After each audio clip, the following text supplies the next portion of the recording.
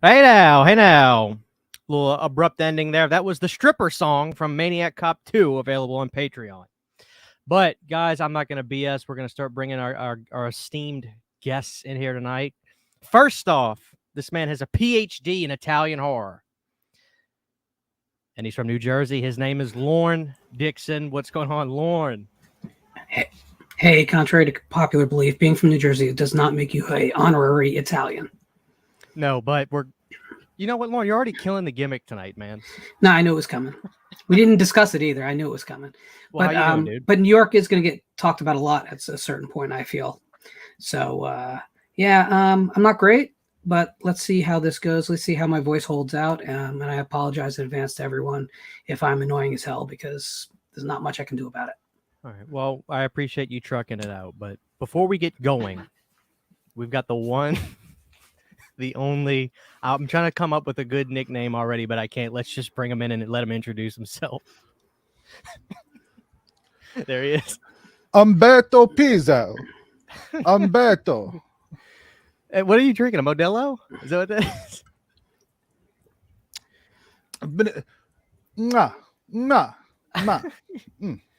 Oh, shit. Well, Piz is on point tonight. He's ready to go, but how are you guys doing tonight? Lorne, I haven't had you on the channel in a long time, and it's been a while for Piz too, man. It's good to have you guys here, first and foremost, Always good to visit. Yeah. And we're not talking about Halloween, which is making Lorne... He's got a smile on him. I just wouldn't have shown up, to be honest. There's nothing left to say about that stuff. There really is. Well, Piz, any comment? On Halloween Ends? I thought that's what we were talking about tonight. That's why I wore the mustache. I'm in disguise. He left. He left for good. He's not even in the green room now. I guess he's going to come back. Lord, come back. Maybe he had some technical difficulties. That's why I'm wearing a disguise. I'm an imposter. You're the imposter. Oh, so you're Cunningham. I'm Corey Cunningham tonight. Yeah. Not Umberto Pizowell. All right. Let me see who we got in the chat real quick before we get going. We've got Antonish, Jeff. Let me bring him back. He's back.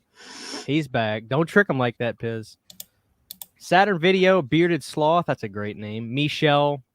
I got a bunch of people here tonight. Thank you guys for hanging out with us. And hopefully, if the reason I'm doing the show, guys, is I get a lot of younger viewers that will hit me up and ask me about Italian horror. And you two are mainly the guys that got me into it. And the thing that I find interesting with Italian horror is I'll have friends that maybe tried a movie or so, and they're just like, man, this is not for me. And I'm just like, no, you don't get it. Like, there's so many great films.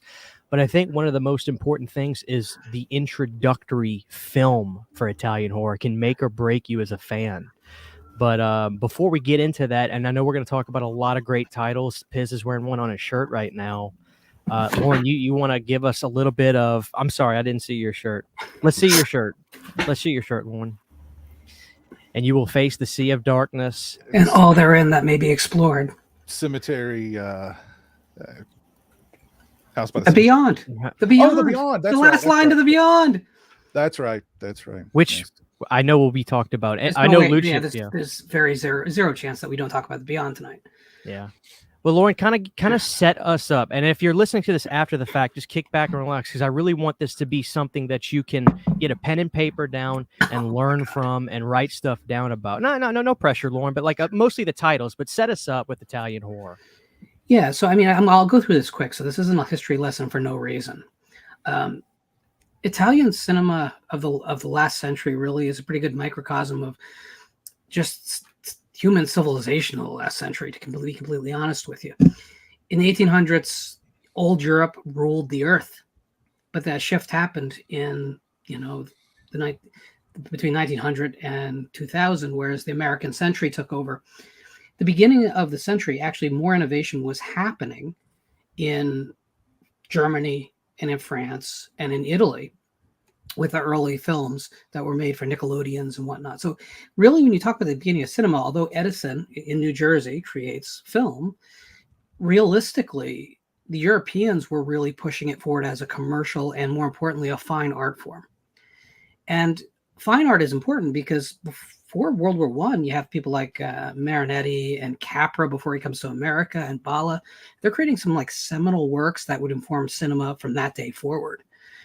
World War One comes, a recession takes hold, it almost kills the industry. Then the rise of fascism comes, and the industry gets completely controlled by Mussolini's goon squad. And it's there's so many controls in place that there's no genre work being done there whatsoever. No art film really being made except for propaganda.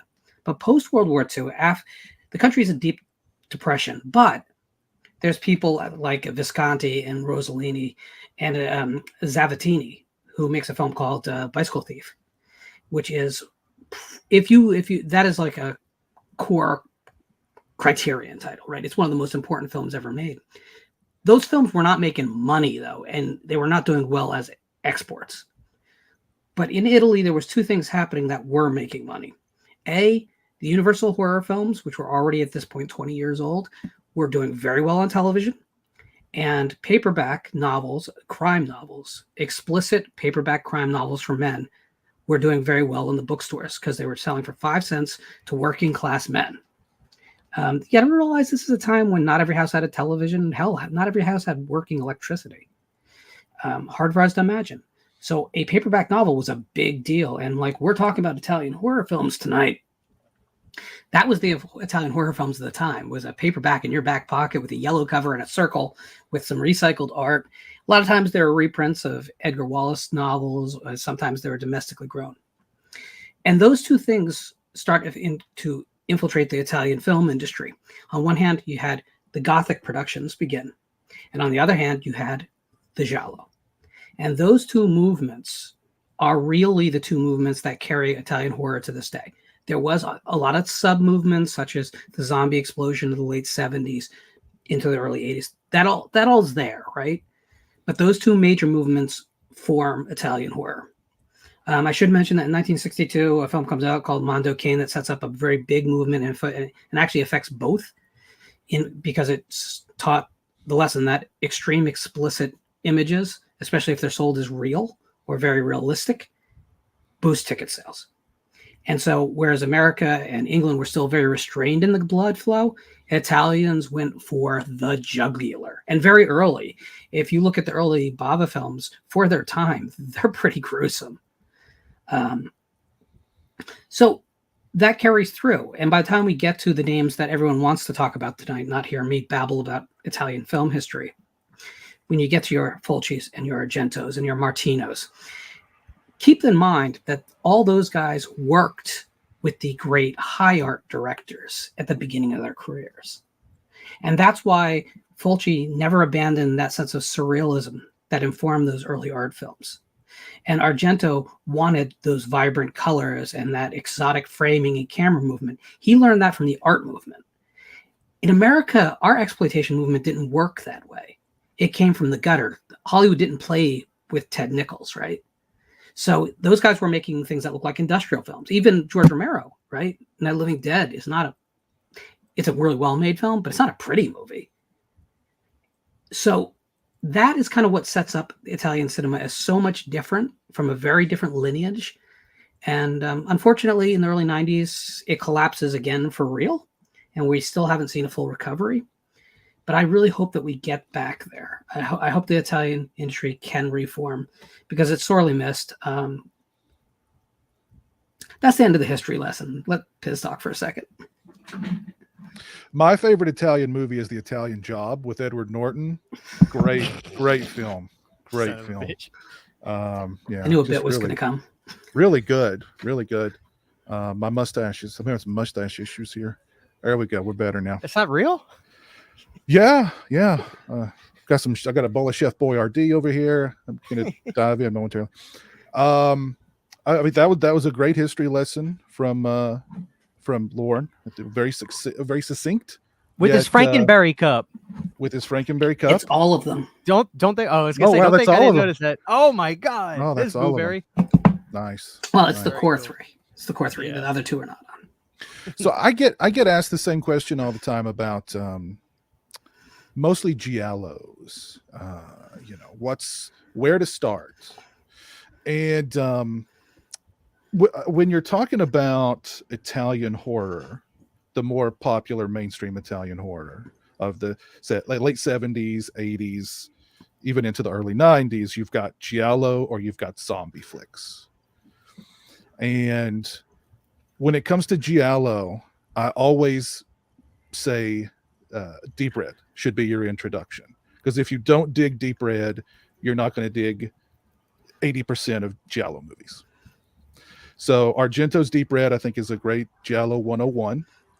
And even if you kind of don't like Deep Red, take a step back a couple of movies and watch Bird with the Crystal Plumage. It's a great Giallo that's a little less intense, a little less what's the word I want to say here? A little less, I don't know, ostentatious a little bit, gaudy maybe. It's more of it's a simpler Giallo than Deep Red. Italian zombie movies, for me, you always start with Fulci's Zombie, aka Zombie 2, aka Zombie Flesh Eaters. That one, by the time I'd seen Zombie, I'd seen 100 American zombie films, and it still blew me away. There was something just ravenous about that film. It was incredibly atmospheric, dreamlike, and the gore was off the freaking chain. And you have a zombie fighting a bull shark in the ocean, and the zombie wins. That's brilliant. And real.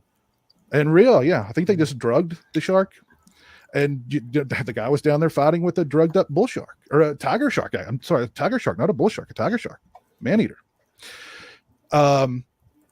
So that's usually when I try to nudge people in a certain direction. If you want Giallo, go Deep Red. If you want zombies, zombie. And let me bring this up. And I'm not asking for Lorne to decipher or to define something, because I just want people to realize they're wrong about stuff. Because I'll be honest with you, I've been extremely guilty of this myself.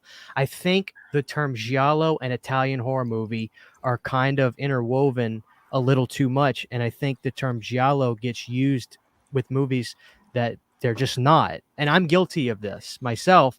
Lorne, can you please explain that, because it's something I think people should understand? Yeah, so the Giallo actually didn't start as horror primarily. It started as crime novels. So those elements must remain in place. Now they can be, the accent can be on the horror elements now, certainly, because commercially that's where the money is. So something like Suspiria, people talk about Suspiria and use the word Giallo to describe it. It is in no way a Giallo. There is no crime element whatsoever to that story. It is a fractured fairy tale. It falls into the Gothic tradition. Again, there's that divide. If you keep it real simple in your mind, and Fulci was making gore Gothics when he made his House of, Gates of Hell trilogy, and that blurs some people's minds a little bit because there's zombies, there's lots of gore. Kind of reality is, if you just keep that separation up. So Bird with Crystal Plumage or Deep Red, you talk about crime movies. Yes, they remind us of slasher films, but it's never just there's a guy who lives in the wood that's hacking out kids, right? There's always a plot that involves, and there's always some other sleazy elements that have criminality to them. That's kind of like what the Giallo is. But it's important that we don't lose sight of the fact that I want people to find great films, no matter what they call them. So if you stumble across something, I'm never upset that you use the wrong word. I just want you to be able to find more great stuff. And you might actually hit a wall with someone who'd suggest something to you that would blow you away. For instance, I'm going to mention All the Colors of the Night a lot tonight, right? Because I love Sergio Martino. I think it's his best Giallo. I think it's one of the best Giallos, period. Not the best, it's number 2. Okay, like if you say, I really love Giallos, I really love Suspiria, he's not mentioning that movie to you. He'll go, oh, well, have you seen Phenomena? Because the supernatural elements are what he thinks appeal to you. So using the words properly isn't a matter of someone being like really erudite and sitting there, like, look, I know the genre better than you. It's not about that. It's about you getting access to the best stuff when you find something you love. Yep. Yeah. No. Yeah. Go ahead, Piz. The way I define a giallo is, like Lorne said, there's got to be that, it's a murder mystery, but it's also a detective story, although it doesn't necessarily need to involve the police. Usually in these, like, the investigations being handled by like a writer, or what I mean, like in the case of Deep Red, a musician. And there's usually, when it comes to the killer, there's some sort of sexual hang up that Right. that drives them. So all good things in my book. Yeah. So no, Piz, you were kind of talking earlier about like when people come to you, like, hey man, I want to get into this Italian thing. Where should I start? My story is a little bit interesting. So my wife, who's always been cooler than me, I have no problem admitting that, when we first started dating, she goes online and she says, I want you to watch one of my favorite movies. It's called Suspiria. And she buys this Blue Underground DVD. I had no idea what a boutique label was at the time, mind you. She says, let's watch this. I hated it. I said, this is not even their own voices. This is lip syncing almost. Like, this is hard. What is this? And she's just like, you're not ready. My wife told me, you're not ready. Years go by and I'm doing my thing. I'm watching Texas Chainsaw Massacre 2 for the 382nd time. And I meet you guys. I start talking to you guys more. We do some shows. And it led me to see Lucio Fulci's Zombie, which has become one of my favorite films of all time. And I think that was the film that was like, you have to like, I don't know how to explain it. It's like, I don't know. Maybe it just wasn't my time at that point to get into it. Now Suspiria is one of my favorite movies too. And I think it's amazing, but I don't know. I think you have to like feel people out and understand what they like. Now, if I had seen Zombie back then, I still think I would have really liked it. But I think the biggest thing for me getting into these movies was the overdubbing. Now, after a while, I don't hear it anymore. But I mean, Lorne, when you talk to people, what is the biggest hurdle you think people have to get over when getting into Italian? It's funny because I want to answer the opposite question than what you asked first, because I think it informs it better. So I think the reason we're talking about Italian films and the reason they have had popularity in America, whereas we're not talking Filipino horror tonight, right? No.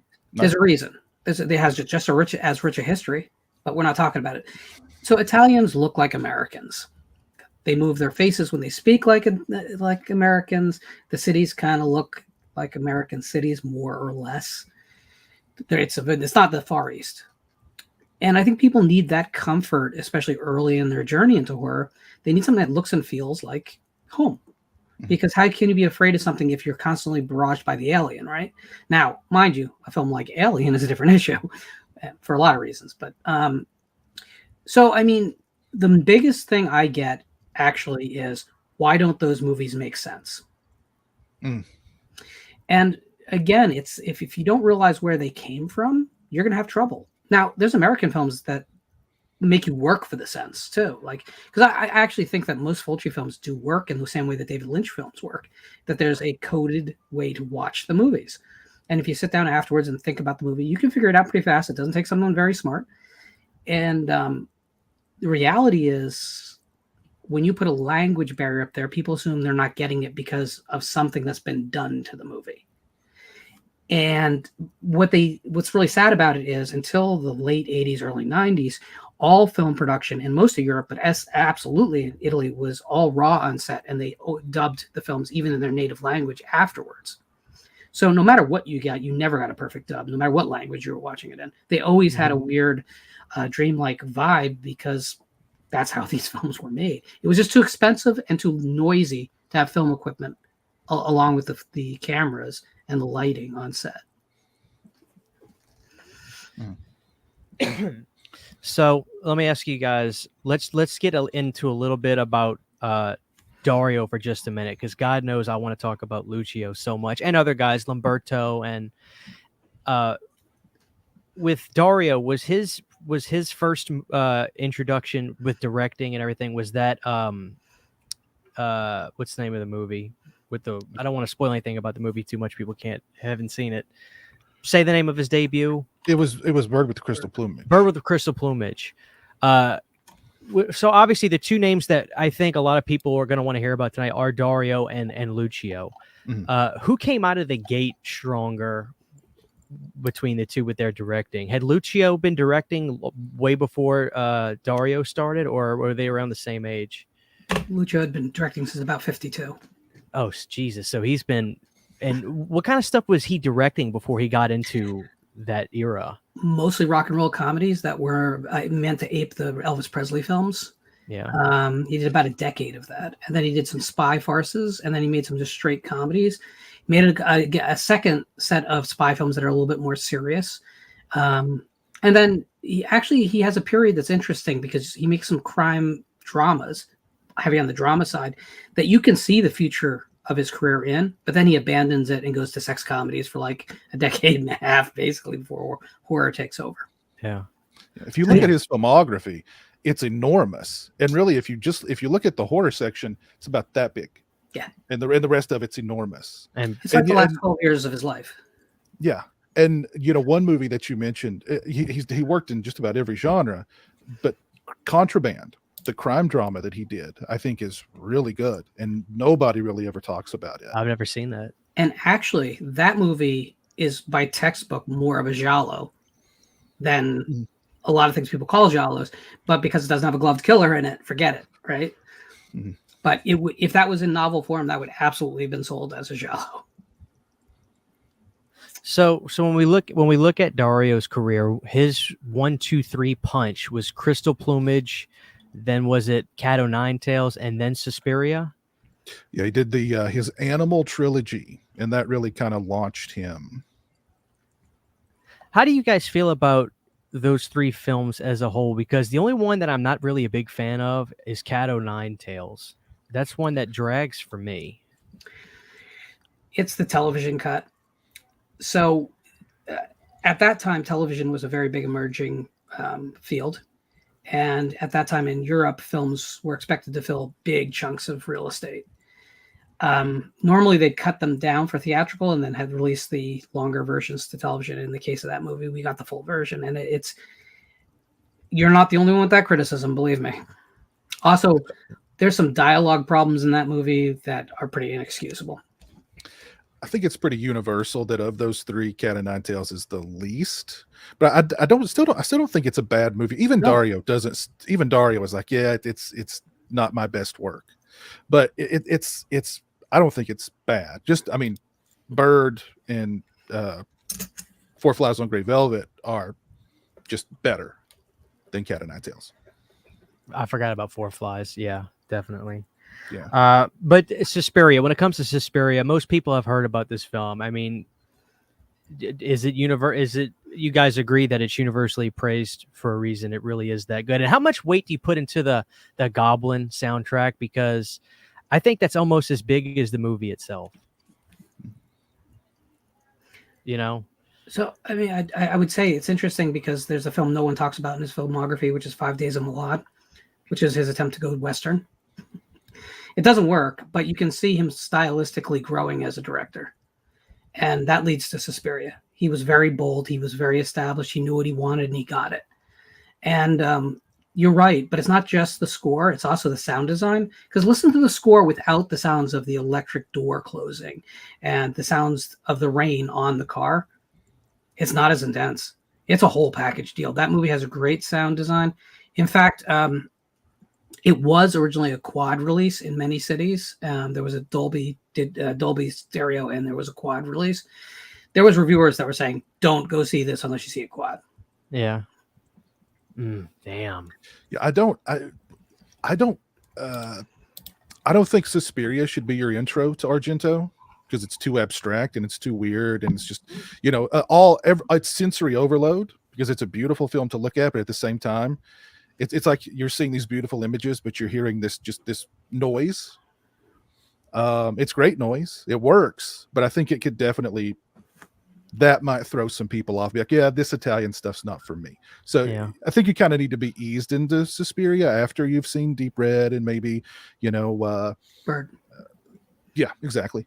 I kind of agree with Piz on the two titles. I put them in the opposite order, though. I think Bird is actually the good entry point because it is a little more conventional. It doesn't have some of the just outright bizarre shit in the middle, which I love. I think Deep Red is a better film by far. But I think for the person who's never seen any Italian horror, that's pretty hard stuff.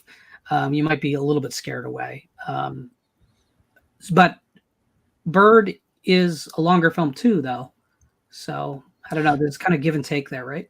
Bird is when I first saw Bird, I'd seen just about everything he'd done up to that. Well, I'd seen the big Argento stuff, and I was really surprised at how good it was being his first film. Yeah. I'd put it in.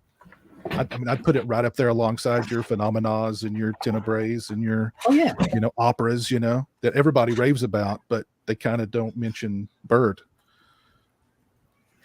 Let me ask you guys this. I was thinking about this too, and the truth is, when I get asked about Italian horror, most of the time I'll tell them zombie, but I think about it. I tell myself a lot of times. I'll tell people. I'll think about it in my head. I was like, okay, what would I want to tell? If I was this kid, what would I say?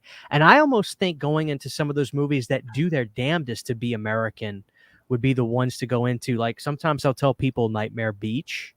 Or I'll tell people the Demons films, especially the first one. I think those are beautiful entry points because they do so damn good. I mean, more so Nightmare Beach. Nightmare Beach, they are going the extra mile to look like Venice Beach, California, or something. But I mean, what are your guys' takes on titles like those? I know you guys are big Demons fans. Yeah, I mean, Demons would be a good. I think it would be a good gateway because it's pretty straightforward. It's basically a zombie movie, but instead of zombies, they're demons. They're demons. It's Evil Dead.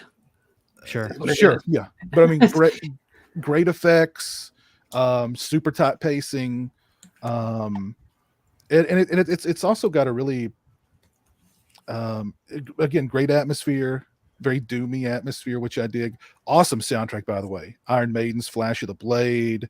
I think that's a great film. I actually would hesitate because of that last thing. Although I still think Demons is a great entry point because it is such a kinetic Western film. Yeah. That soundtrack is not going to play well to a 16-year-old just getting into the genre, though. It's not. I mean, that was kind of what Christian set up at the beginning, is talk about younger viewers than him coming to the genre. I think if you're older, you can appreciate it a lot easier. But listen, there's plenty of older movies that have pop soundtracks that's not a problem, I just think that film kind of pushes it out there the way Return of the Living Dead does. The difference is because Return doesn't have, for most people, recognizable bands.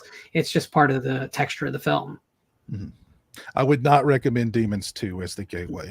No, I would actually not recommend Demons 2 at all. God damn it. I love you guys. Kill me with that. It's the same film, but worse. So why? It's the same because film. it's like a Nightmare on Elm Street 4 humor. It's just, it goes way over the top. It's like a full Are you trying movie. to sell me on it with that? I'm trying to sell you on why I love it. Okay. Is what I'm saying. You know what I mean? When you get to the point, it's almost like an Empire film. Like there's demon babies in it and stuff. That's the problem. That's a plus for me. But when you get to the part of the little tiny demon that's screaming for a solid 5 straight minutes, a lot of people are going to tune. Even I'm like, oh God, fast forward to this. I can't handle that. Yeah. I mean, but Piz, the cult is in the sound. The cult. I mean, the soundtrack to part 1 is phenomenal, but the cult is in part 2. I know. You know what I mean? There's a lot of things to like about Demons 2. It's not as good as the first one. Not close. Not even close. But there are things that I do like about it. It's a great special feature for the first film. Now, did either of you guys back in the day see that it was like some kind of tabletop prop, I guess, that was in video stores for Demons? Or maybe it was Demons 2. It was like a TV with static on it. And yeah. That'd be for 2. That was for 2. That makes sense because 2, the demon comes. Yeah, I just think that's really cool. I figured you guys probably saw that stuff. There used to be promotions that if the the operator bought 3 or 5 copies or whatever, they got the promotional thing. And a lot of people did it. Those were definitely out there. Yeah, I see people paying good money for those nowadays online. If I could jump in real quick, I had a similar experience to Christian because I rented Opera. I think it might have actually been the Terror at the Opera cut from my video store because it looked like a slasher. I didn't look at any of the names. It looked like a slasher, so I rented it. And it's right out the gate. It looks different. It feels different. Then you have the dubbed dialogue, and I was like, okay, so I'm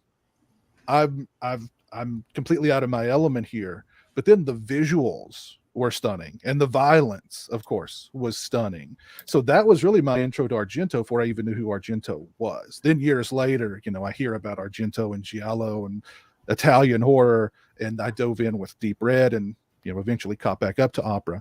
But yeah, I mean, I had that moment. I can vividly remember sitting watching opera and being like, yeah, this is not Friday the 13th. Not for me. Yeah. It wasn't that it wasn't for me. It was very different from what I was accustomed to at that point. I had a shockingly similar story about probably years before that, when VHS was just kind of creaking its way into department stores, and you'd have to save up because you're talking about $30, $35 a tape for what was available for sell-through.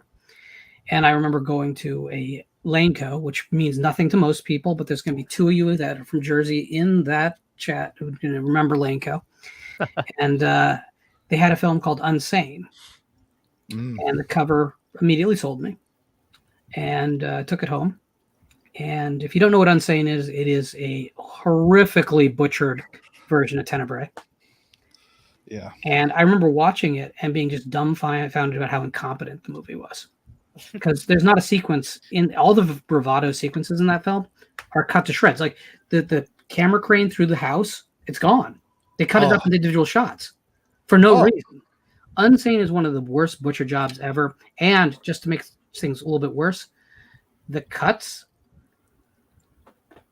were not sound code corrected. So the movie fell further and further out of sync on the tape the further you went. And and anyone who owned that old videotape will tell you the same story, because it was a problem with the whole run. And they weren't going to fix it because it was a budget line cassette. So Jesus Christ. That was my first Argento experience. That sounds horrible. And that cut is on this release. Who's gonna watch that? Never do it. Just even out of curiosity, don't do it. I want you to only review that cut, Piz. Oh God. It's missing everything. It's missing all the murders. It has a sequence out of place, which actually happened with House by the Cemetery too. Whereas the video release for that, until very recently, had a scene out of chronological order in the film. Why? Ask the American distributor, because I don't know.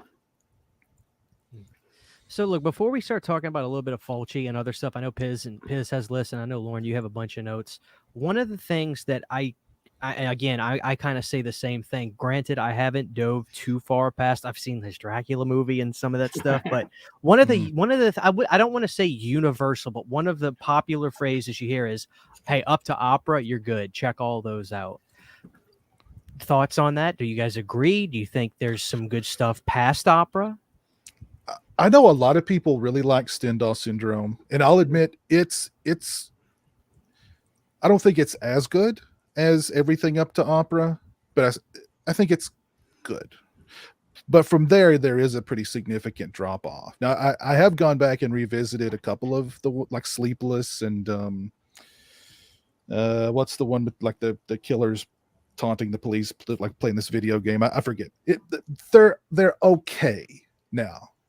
And I've seen Dracula, and my God, okay. Lord have mercy, God Almighty. I'm so glad.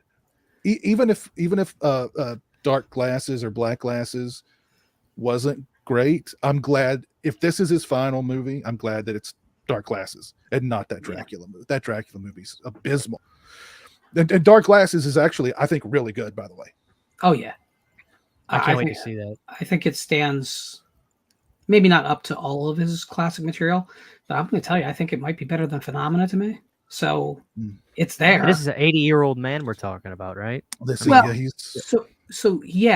one thing that has happened in recent years has been a revival of interest in Argento, and he had a lot more money and time and handpicked people who would go to work for him for scale because they wanted to work with the legend. Right. which was the first time in his career he had those advantages. It's not a perfect film, but it's really tight and it's really cool. And there's only one real surreal moment in it, but I love that moment so much that to me, I kind of hope he never makes another film because I'm okay with this being the end. Go out on a good note. Yeah. Yeah. So, Lauren, do you have any other titles besides the ones Piz mentioned that you think, hey, this actually ain't that bad? And why is it that does everybody just have their run, so to speak? And it's like they just like not every band can stay good kind of thing. It's like everybody's got to drop off at a certain point. So, good. Well, I was going to say there was a certain point where the Giallo died, and Dario Argento was Mr. Giallo. So the money dried up. I think his Less money, less passion. you get what you pay for, kind of thing. Something like that. Yeah. I don't know. I mean, maybe I don't know. Maybe he just less money, less passion.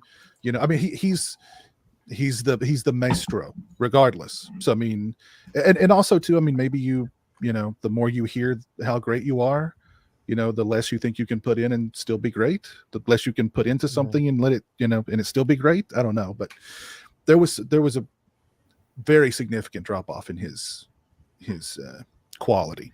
Yeah. Well, so a couple things. First off, Standoff Syndrome is a film I like quite a lot. I saw it in New York during its 1 week run as a new release. So that might color my perspective. I also lost my first cell phone in that theater, which was this big. I had to run back through the city, and I did get it back. I think Stendhal is just really, its high points are so high. It just has a lot of pacing issues. But that said, I will take Argento pacing issues all day long, as long as he's delivering everywhere else. And I think he does there. Right. As far as what happened to Argento, nothing happened to Argento. What happened is that Jurassic Park came out. People underestimate how one film changes the entire film ecosphere. But so when Jurassic Park came out, it was this huge worldwide phenomenon. And this comes after Terminator 2 had come out and done something very similar. And suddenly, if you were making quote unquote action films, which is what broadly horror tends to fall under in the marketing category, that's what you were competing with. Right. So if you're a distributor, keep in mind that distributors usually put up about half the money of a film. A production company or goes out there and finds investors for the other half. You could so the cost of getting something like a Jurassic Park to release domestically is really expensive. And Universal now have it all in-house, so it's not even an option. But back then it was. If you had a territory that they didn't have access to those theaters, you could get in there, but it was very expensive. So what were you going to do? Pay for another Giallo film that they've been declining for years? Or are you going to put your money towards getting a hold of the licensing agreement for something that was a guaranteed success? And if you look between Jurassic Park and Independence Day, every year through the 90s, you have some blockbuster event. Even if it didn't work here, like Wild Wild West, it worked overseas because they were fetishizing the big American blockbuster. But the domestic scene lost all of its money. And suddenly you have filmmakers in the tail end of their career with no money. It had started in the late 80s. It affected the last 5 years of Fulci's career as well. But it really crushed people like Argento. Yeah. And you could also after opera, and maybe I don't know, maybe he played this up a little bit, but you know, he had gotten divorced from Daria Nicolodi, and he'd stopped working with he'd had a falling out with his father, who'd been his producer all this time.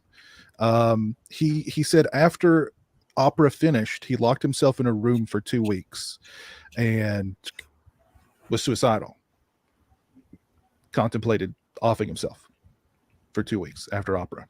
So a lot of life changes happened, I think, after opera as well, that may have affected his filmmaking also. There you go. So guys, the cool thing is though, did we know when is it called black glasses or dark glasses, or is it called both kind of? It's kind of both. It depends on the translation. Yeah, Blacklight. Do we know if that's getting a Blu-ray release in America soon? Surely. I know it's got an all-region Blu-ray, I believe, but I don't remember where it's at.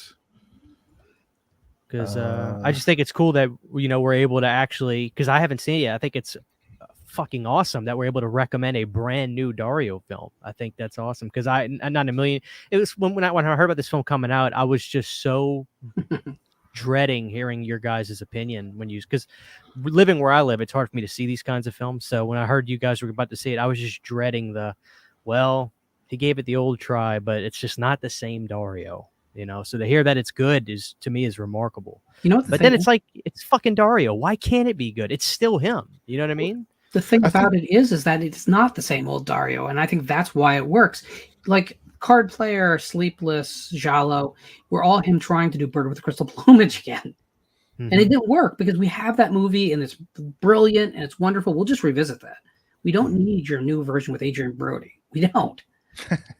And Black Glasses comes out and you have a bunch of firsts. You have a female lead that's complex and compelling, which in an Argento film, Standoff Syndrome is the only other one. Mm-hmm. Right? You have a plot that is streamlined. It's a film about a woman who was never in the business of having a child, who's suddenly kind of thrown into that relationship. These are not normal Argento themes. Yeah. And it all works because you can see he cares because he's allowed to finally do something new after, 15 years of repeating himself? It seemed to me like Black Glasses, Dark Glasses, whatever, was also a very personal story to him. Because there's big chunks of that movie where like you can almost forget that it's a Giallo because you're caught up in this relationship between the lead actress and this kid, and there's a social worker played by Asia Argento, and there's kind of this sweet story built around them, and the lead actress, her character has an arc. Yeah. You know what I mean? So it felt like a renewed Argento.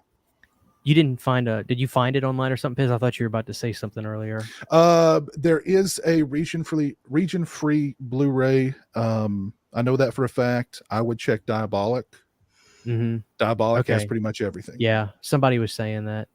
By the way, what is Diabolic, the DVD, named after? The great Mario Bava's Danger Diabolique.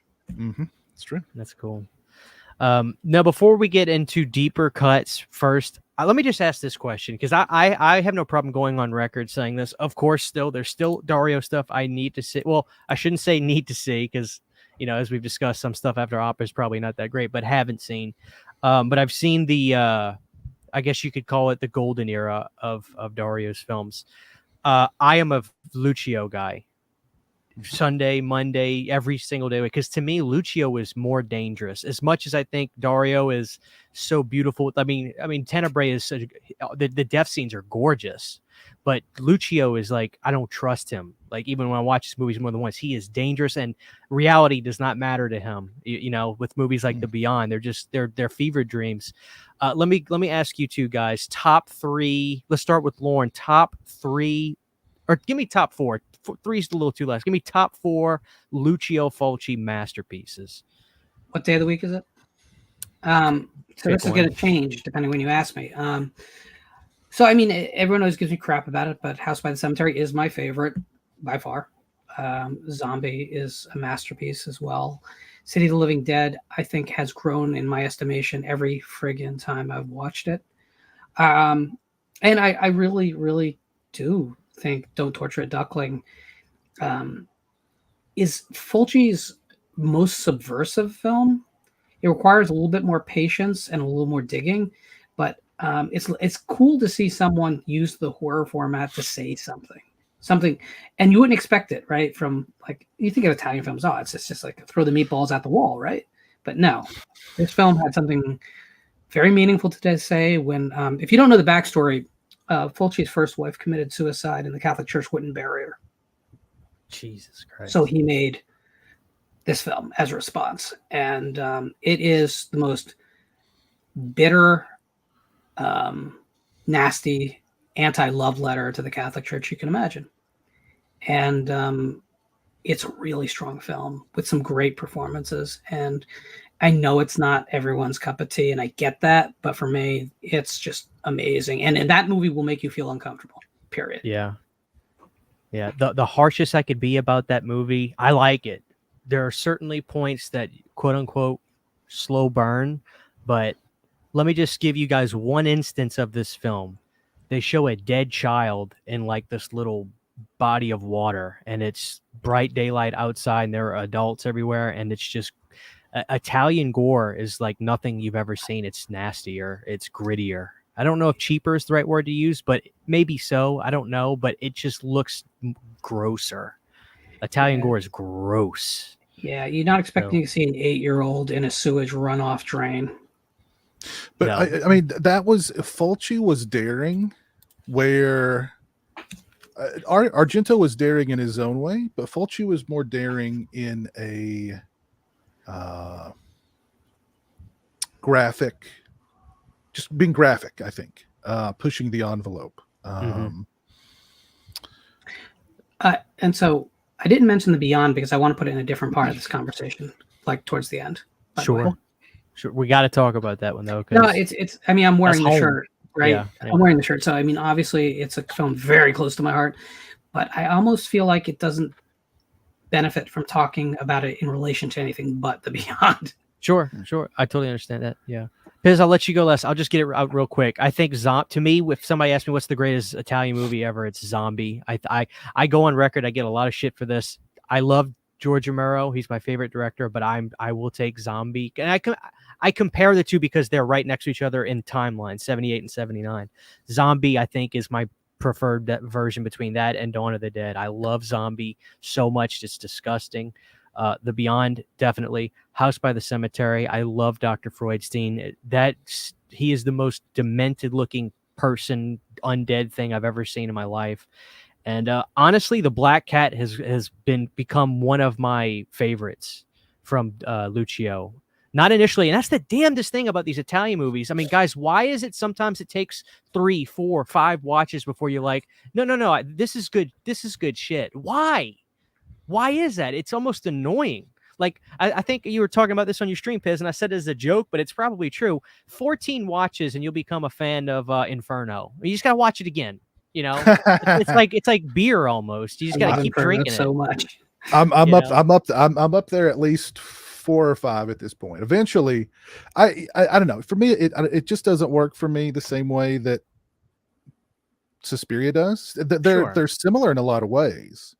They're both beautiful films to look at. The last act of Inferno is great, but for me, it's just a little too slow for me. I don't know. My attention. Oh, I'm with you. I'm with you. Yeah. But the only one I want to mention real quick, and after Piz, I'll let you go, is the one Italian film that really made me realize there are no rules, and you could get as weird as you want to, is The New York Ripper. Oh, Jesus, that film is. I feel bad recommending it to people, but I always say, like, you have to see this because you need to, like, that reaction you had, Piz. I want people to feel that. I don't want you to watch a movie and say, oh, that was fun. I want you to feel disgusted when you watch the movie. I would only recommend that to people that I never want to speak to again, because if they watch that movie, they're never going to speak to you again. I've made some close friends over that film. But, like, it's just like, dude, like, that, I think Lorne said it one time, like, it's almost like Lucio was told, you need to, like, the slasher thing's popping off, you need to get involved, and he's like, okay, you want a slasher film, get ready. And I guess how the film feels. It is cruel and it is sexual in a way that, I don't know the adjective to describe the perverse sexuality of this film, but, like, there truly is nothing like The New York Ripper that I've ever seen. It's like Fulci said, like, are you having fun with your slasher movies? How do you feel? I mean, this hadn't happened yet, but how do you feel about hanging out with Jeffrey Dahmer? Because that's what I'm going to have you do. Yeah. So Freddy and Michael are real safe because they stab you once and you fall down and go, ugh. Now we're to cut a nipple in half in extreme close up with a razor blade in a car park. I mean, it removes the safety of the slasher film, which comes from the comfort food aspect of it, right? It's not comfort food. I'm so glad it exists for that reason. I think it was him thumbing his nose at slashers, because, I mean, the killer quacks. The killer quacks. You know what I mean? So Right, because he was criticizing the idea that basically violence in cinema and in entertainment had become as safe as Disney. It's Donald Duck. You know, he's saying, like, do you want this for real? Because this is what it would look like. If they'd release a cut of the film where they remove the toe scene, it would go up at least a star, at least for me, at least 1 star. But I mean that I love that scene. Oh. But see, that's the reason I love it, Piz. It's like, dude, that it grosses people out. Like, I love it when I tell people to watch movies like this and they have that reaction. To me, that's what horror is all about. You know, I love it. And it's kind of like it's reversing the Bret Allison thing, right? The American Psycho thing, where it's like you're supposed to be ultra comfortable with the murderer in that, right? Yeah. And then here it's like Fulci said, no, you want this person, you're getting him. Thomas Harris kind of said the same thing when he wrote Hannibal. He said he wanted to make Hannibal unlikable. And if you've only seen the film, you don't get that at all. But if you read the book, you get that. Because he didn't want to create a superhero that eats people. That was never his intention. But Piz, what do you got, man, with your list? I know you love City of the Living Dead. Number 1 for me is City of the Living Dead, aka The Gates of Hell. That movie to me is like watching a nightmare. It's so atmospheric. The wind is constantly howling. There's fog everywhere. It's one of those movies where there's just it has that kind of, if you've ever had a dream where something is after you, whatever it is, you can run, you can hide, doesn't matter where, it's always going to find you. That's City of the Living Dead. You've got zombies, you've got like a demon priest, it's got everything in it. It's also really disgusting. But I love that nightmarish atmosphere. It's so doomy. It's the apocalypse. You know what I mean? That's what the apocalypse would be like if you're alive for the apocalypse. That's what it's going to be like. So that's the number 1 for me. And I loved the Gates of Hell artwork, which is the background of this. Oh, that just looking at that artwork on the VHS box in the video store as a kid, just that artwork was frightening. So number 2 for me, of course, is Zombie. I remember hearing about Zombie, finally renting it, and it's one thing that Fulci, everybody talks about style and Argento. Fulci had a great style about him too. He knew how to move the camera. He knew how to make it very all of his stuff is very cinematic. Zombie is incredibly cinematic, I think. And when the splinter went in the girl's eye, I was eating spaghetti with chili in it, and I just put it down. So Gold Star chili, if anybody's familiar with Gold Star chili, get you some Gold Star chili and angel hair pasta. And next time you're eating it, think about that scene. You'll stop eating it. But great movie again. Very doomy atmosphere, the gore, everything about it. Love that movie. Number 3 for me is The Beyond.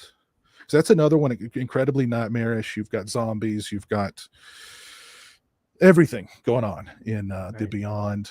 I almost want to add Enigma to the list because I recently watched Skyline Chili. Yes, that's what it is. Hugo Stiglitz. Love your work, by the way, Hugo.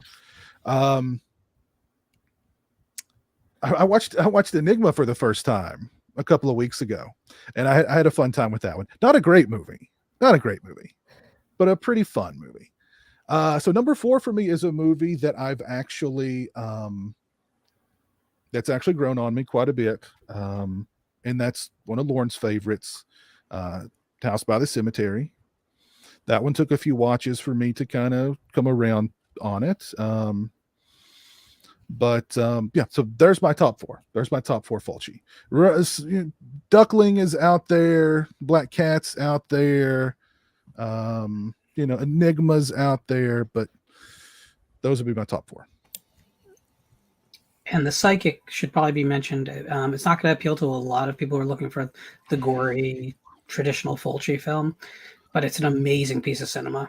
And Jennifer O'Neill, who you love from Scanners, is amazing in it, in the lead role. It's a great film. And yeah, I mean, it's the kind of thing where does it feel like Fulci all the way through? No, but he wanted to prove he could do something, and it's just an incredibly awesome movie. So check out The Psychic too. Now, Lorne, when we talk about House by the Cemetery, I mean, when you think about Fulci, there are so many great visual things that he's done with gore and stuff. But when that woman pulls up the rug or whatever it was in her living room, and she realized her house is above what was that? It was like a grave plot cemetery. So so when the in New England in the 1700s, when the ground got too cold to freeze, they buried people inside and were supposed to move them to the outside once the ground thawed out. So the crypts inside houses is a real thing. Usually not on a second floor. That's a little funky, but it's imagistically. I mean, you have the stained glass windows behind her when she's cleaning, and then she starts nabbing at the carpet, and she pulls up, and the grave's there, and the soundtrack booms in, and you get this kind of like oppressive feel. And then with the brilliant thing that Fulci does with that scene is that he cuts, and we'll go on to elsewhere, but then we have is that the tape recording playing of Peterson when he was in the house. And as we get this kind of like horrifying, like narrative dialogue, we have this very imagistic scene of blood going down through the carvings in the floor, in the I forget what it's called. It's mausoleum. There's a name for that type of crypt, but it goes through the carvings. It allows Fulci that moment of surreality, but he doesn't do it at the beginning of the scene because he needs that break where we're in a mindset. We need to be listening to a narrative that's not taking place now.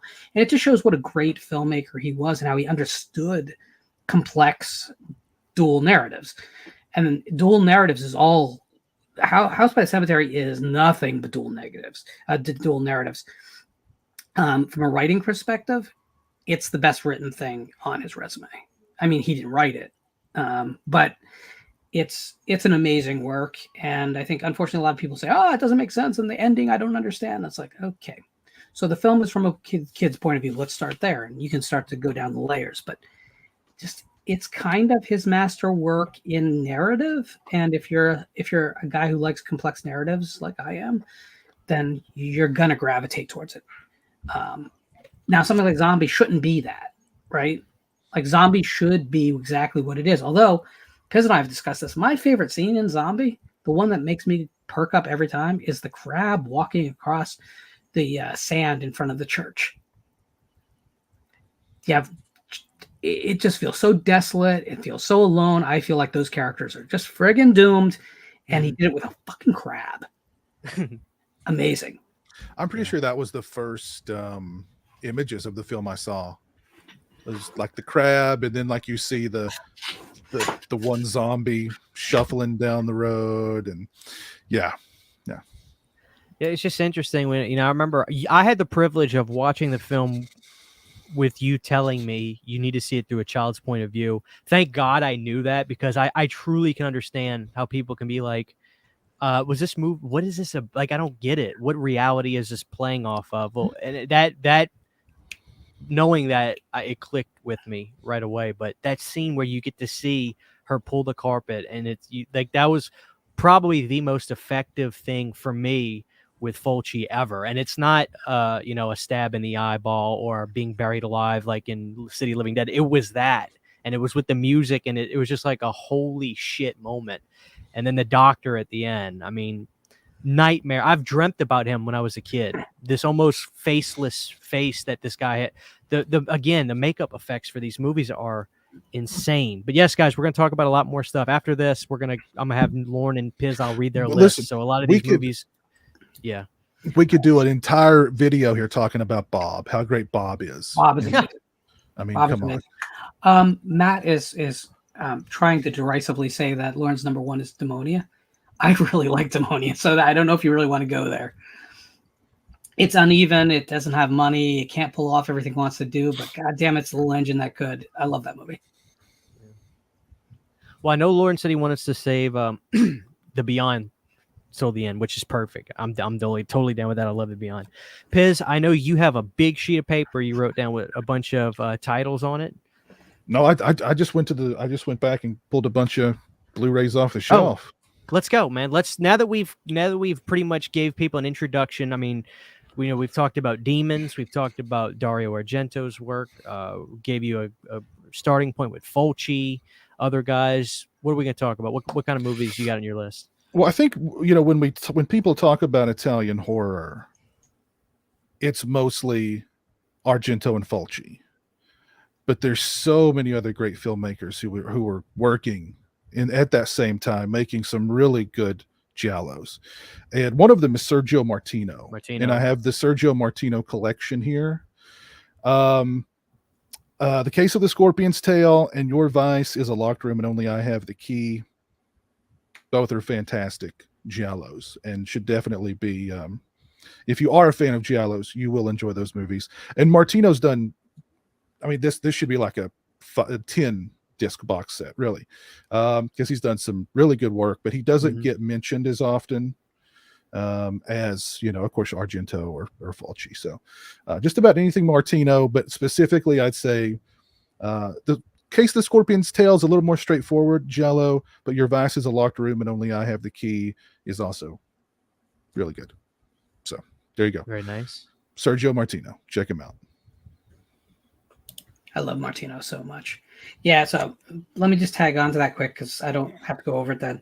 Suspicious Death of a Minor is a great Martino film. Scorpion with Two Tails, if you want something really wild and out of control with no money, it's a great flick. You just see how he handled the decline as opposed to the guys we're more familiar with. And of all the Colors of the Dark, of course, which is just a masterpiece. It's one of the best giallos ever made. And of course, someone's going to scream that we don't say Torso, right? I'm not a massive Torso fan. It's my least favorite of the big Martino films, but everyone seems to love it.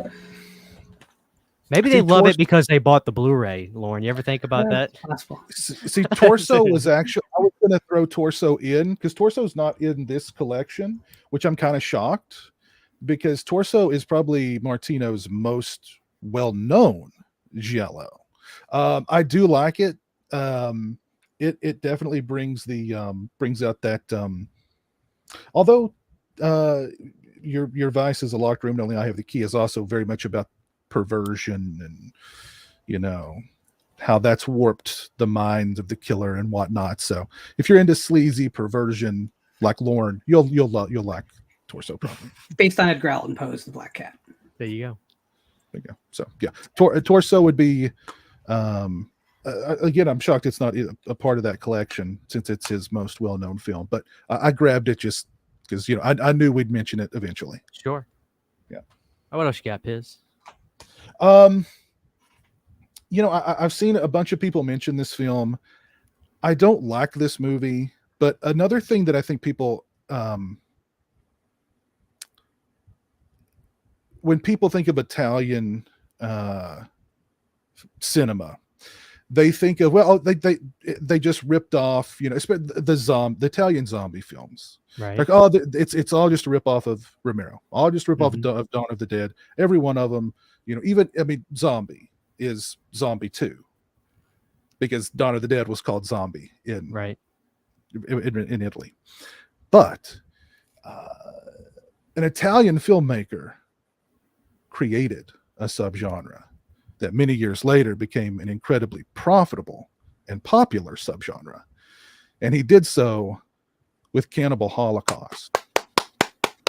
Now, again, I'm not a fan of this movie. I don't necessarily recommend this movie, but this movie was about 30 years ahead of its time.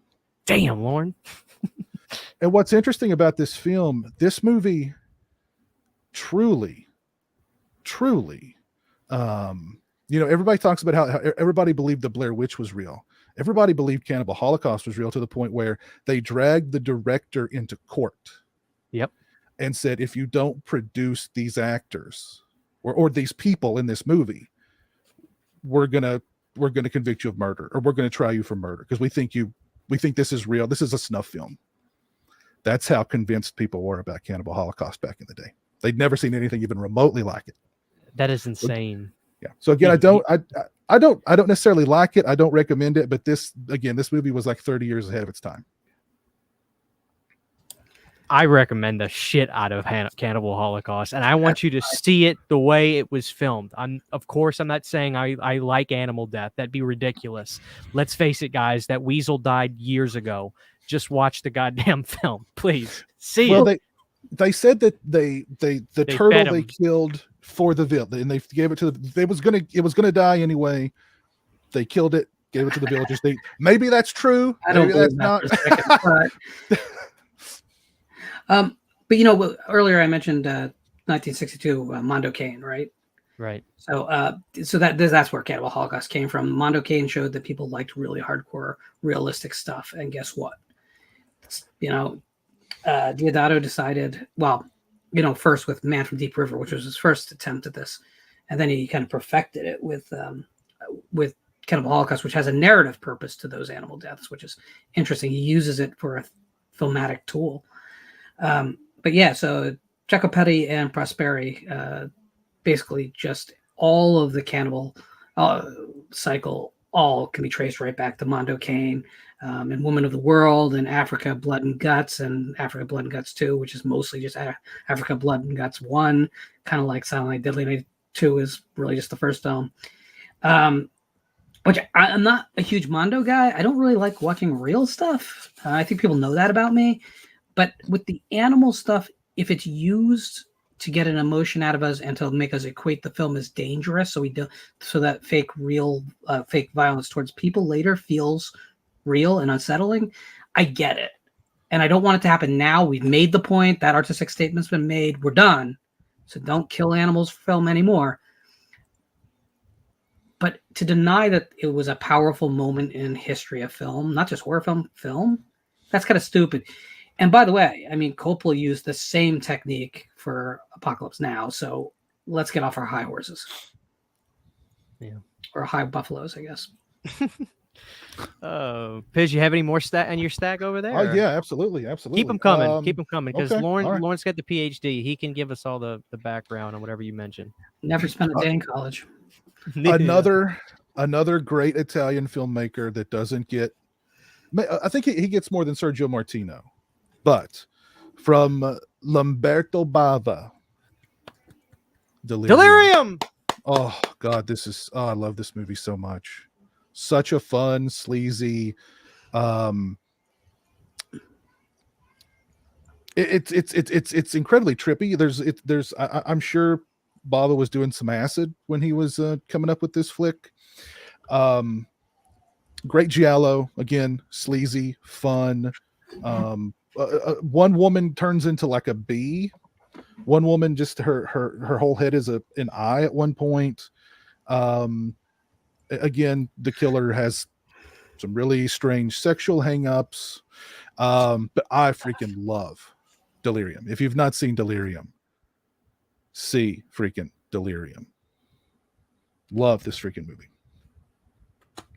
Such a great film. Keep them going. What else you got? Okay. All right. I'll keep them coming. Go through your stack. Cool. I saw somebody mention this one earlier. This is such a great movie. It's Nightmare freaking City. Nightmare City.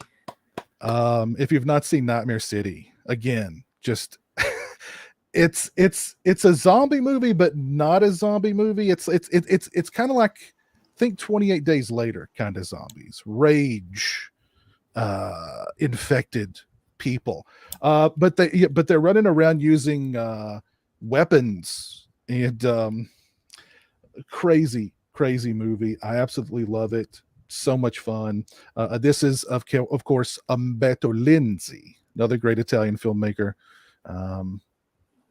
if you've not seen Nightmare City, it's an absolute no-brainer. Check it out. Amen. Word about Lindsay, he made Cannibal Ferox to popularize or cannibalize the success of Cannibal Holocaust. It's definitely a grimier film, doesn't have nearly as much artistic pretension, but does have a great John Morgan performance that needs to be seen to be appreciated. Made a film called Spasmo, which if you like the psychedelic end of Giallo's, I really recommend. And something that no one ever talks about, which is no fault because I get that it's not going to be top of mind, a film called A Quiet Place to Die, which also is known as Paranoia. It was one of his Carol Baker films. It's really a well-made, quiet Giallo that has a couple really big shocks in it. And I think it's a film that if people paid more attention to, you'd hear conversation about. But outside that Lindsay Baker box set, which is ungodly expensive, most people don't have access to it. So we were talking about how original Cannibal Holocaust is. Uh-huh. This is a movie from the great Bruno Mattei that copies. What's wrong, Lorne? It is a copy of basically every popular action film or sci-fi film of the 1980s and 70s. Don't leave. And I'm talking about the incomparable, competent, shocking dark. Oh man, it's Terminator, it's Alien, it's it's a smorgasbord.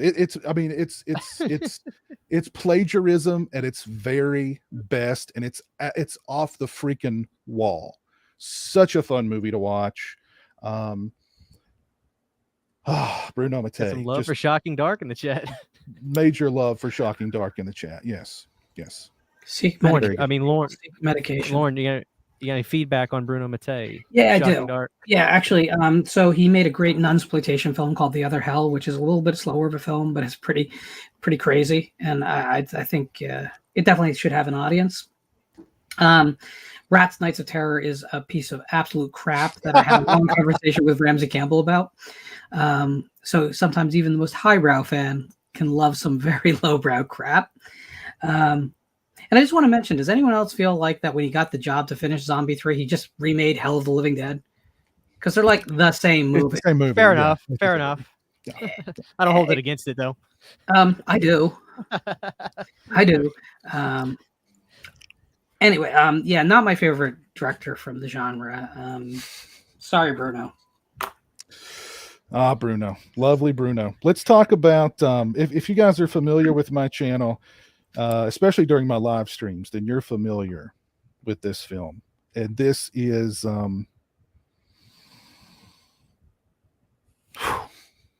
it's Burial Ground.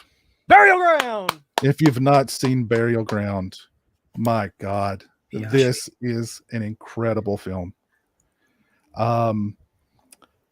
This cloth, there you go. This cloth smells of death. That is this movie. Peter Bark is an adult, but he's a very small adult playing a child, and the relationship that he has with his mother in this film, it's not right, but it's really fun to watch.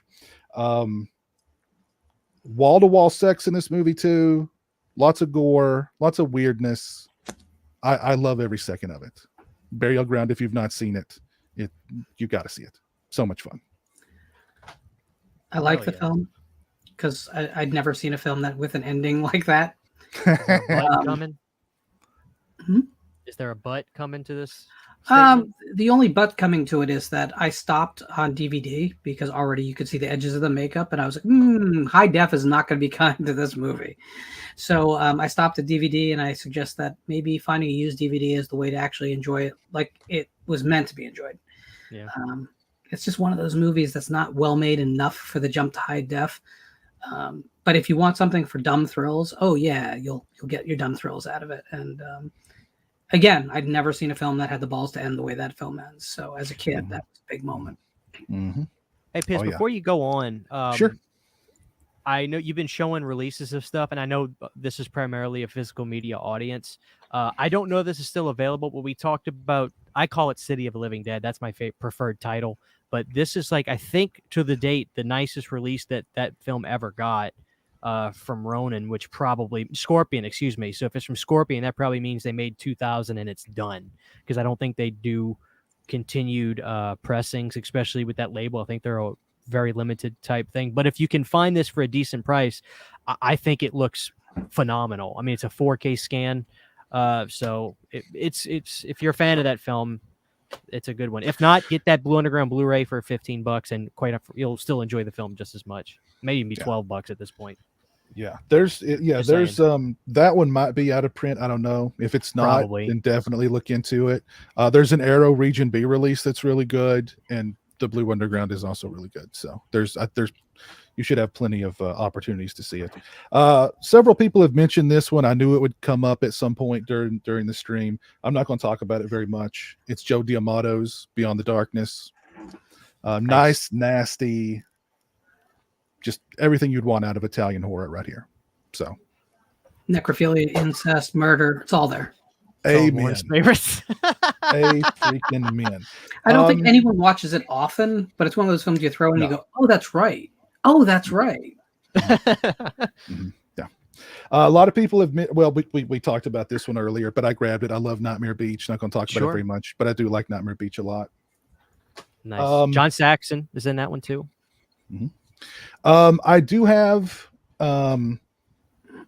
it's probably sacrilegious for this to be my only Bava film, even though rumor is he really didn't direct much of it.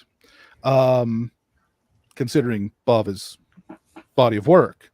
But I was really taken by shock when I first saw it. I really like this film a lot. If you're a Daria Nicolodi fan, this is a must. This is one of her finest performances, hands down.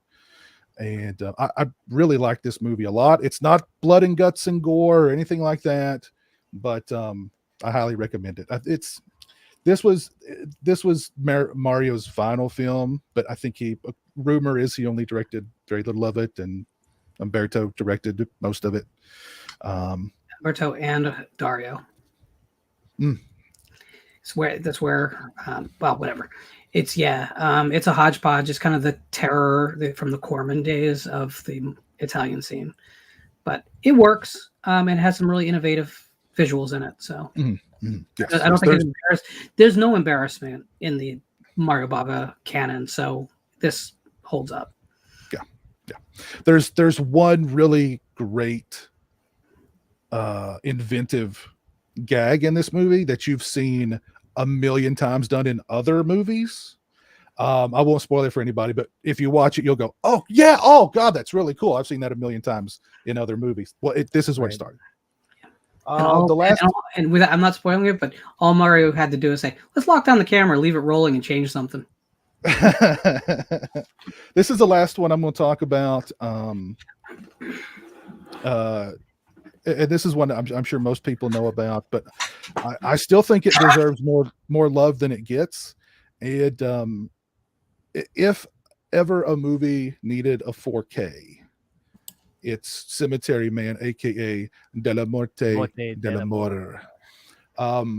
Michele Soavi, it's a shame he didn't do more, because what he did do with this, with Stage Fright, with the church, he was going to be that next generation after Dario and Fulci and whatnot. But then, the bottom fell out of it. And I think Soavi had some issues that he had to deal with, and it just didn't quite happen. But this film is incredible. It is a fairy tale, fever dream, acid trip, but ultimately a love story involving zombies and blood and guts, and just a beautiful poetic film. Love this film so much. Amazing film. Love it so much. Yeah, this needs a 4K immediately. Very nice. I'm on the edge about whether I call it a love story, but yeah, it's one of the best films in the '90s period. Very misunderstood film, very wonderful film.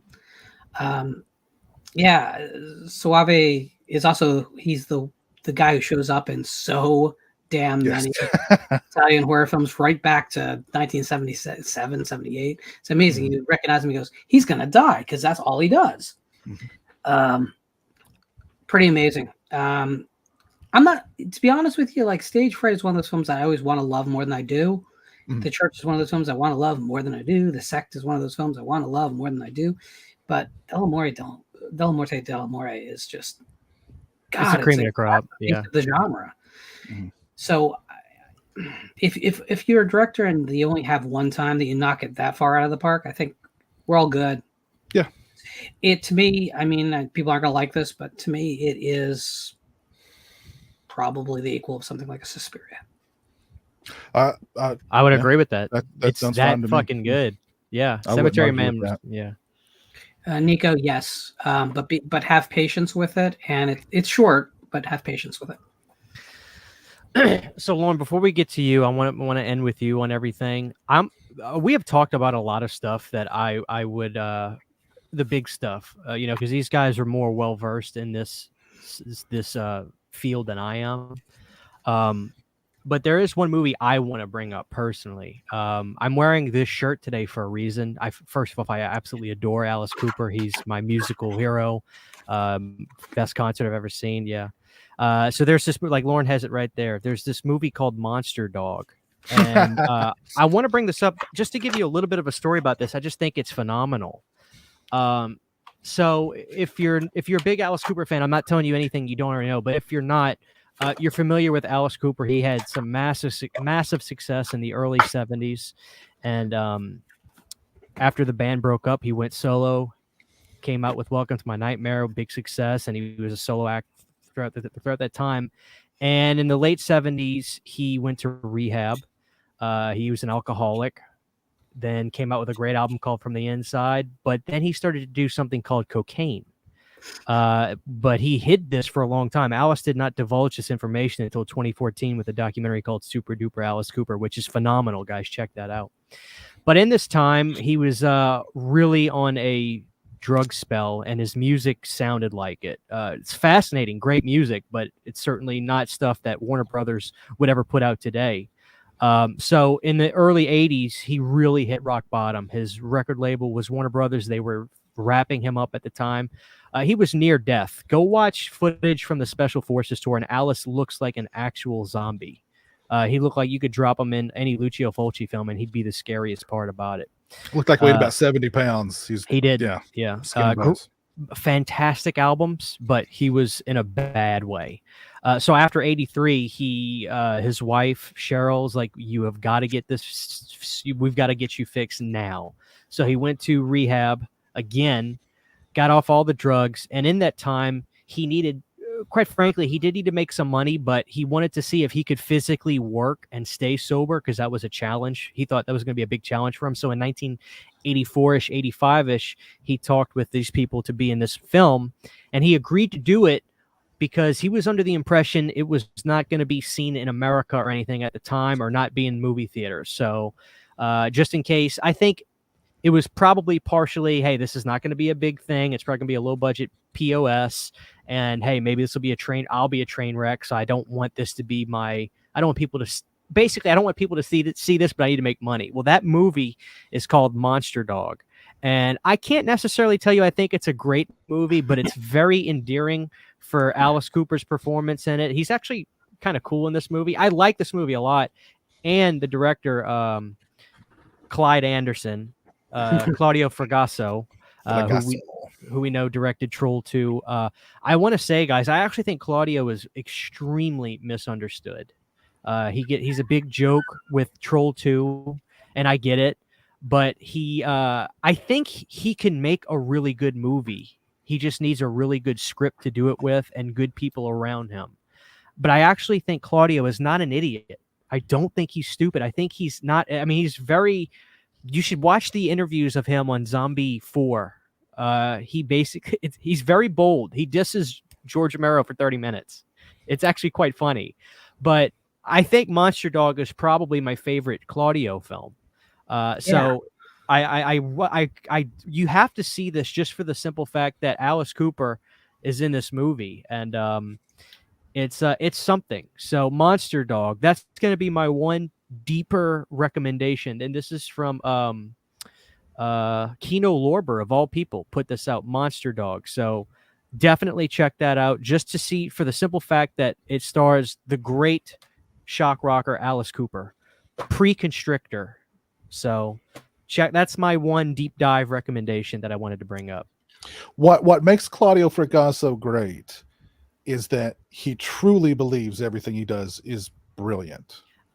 He has no sense of like self-aware about his movies. He thinks they're all brilliant art. I love that about him. But I don't think I really think under a certain set of circumstances, he could do a damn good film. I just don't know that he was ever put in a position to necessarily do so. I mean, God knows I would love to be a fly on the wall on the set of Troll 2. Oh God, yeah. You know what I mean? But there were things I remember liking about his Zombie 4 that I thought were kind of fun, but I don't remember all that much about Zombie 4 other than I thought for a Fragasso movie, there's some okay stuff going on here. So yeah, I think I kind of like it more than 3, to be honest with you. I don't dislike Zombie 3.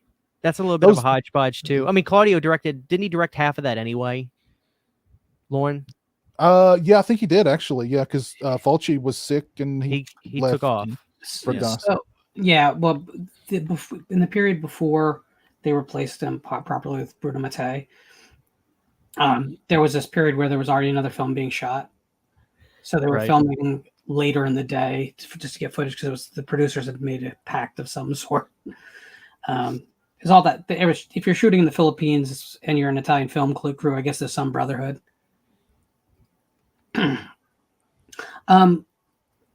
So yeah, no, I can't.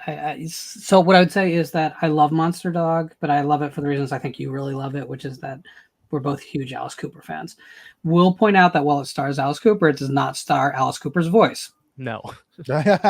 I figured that was a given since we're talking Italian. Besides the 2 songs in it, which Identity Crisis, it's cheesy, but it's pretty awesome. Sure. But I would say one thing about that film that I always found striking is that in the middle of this kind of tepid, kind of not great werewolf movie, there's a sequence where Alice Cooper just has to start shotgunning thugs. And it's kind of amazing. It is. And so it's like 9 minutes of brilliance inside 90 minutes of kind of tepidness. So, but it is Alice Cooper. It has some crazy ass dialogue. It has one of my favorite dumb shit, badly translated moments, whereas 2 yokels with shotguns or hear a sound in the woods, and one of them says, "What if it's the monster dog? What if it attacks us?" And the other one says, "I guess we'll bleed then."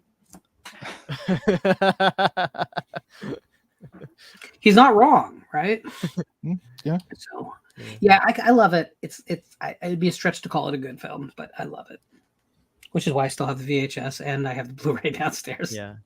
You know, so when people bring up to me, because they know I'm a Freddy Krueger guy, like you got to love Alice and Freddy's Dead, right? I said I love him in Monster Dog, and I always use that as a bridge to get people to check the movie out. So, Monster Dog is crazy shit, but it's awesome. So, Lorne, take it away, man. What do you got? So I just wanted to mention a couple movies from a couple directors that, again, probably off the beaten track. I'm not going to go very long with this. Tessari's Bloodstained Butterfly is one of those films that really kind of set sort of a template for the genre and deserves a lot of credit. It also informed things like Scream later on, not in style, but in storytelling techniques. And that was decades in advance, you know. So, I mean, it's definitely a film that I think warrants a look. And Pupi Avati's House with Laughing Windows, which is my choice for the best Giallo ever made, is also on my top 25 films list and is never in any danger of falling off that list. My list does change. It is the most emotionally complex Giallo there is. It's perverse on a level that Argento or Fulci just won't reach to. It's ugly where it needs to be in the right ways, and it leaves you feeling changed. I mean, I was very fortunate. Exhumed Films out of Philadelphia used to show, and I'm sorry, I know my voice is going.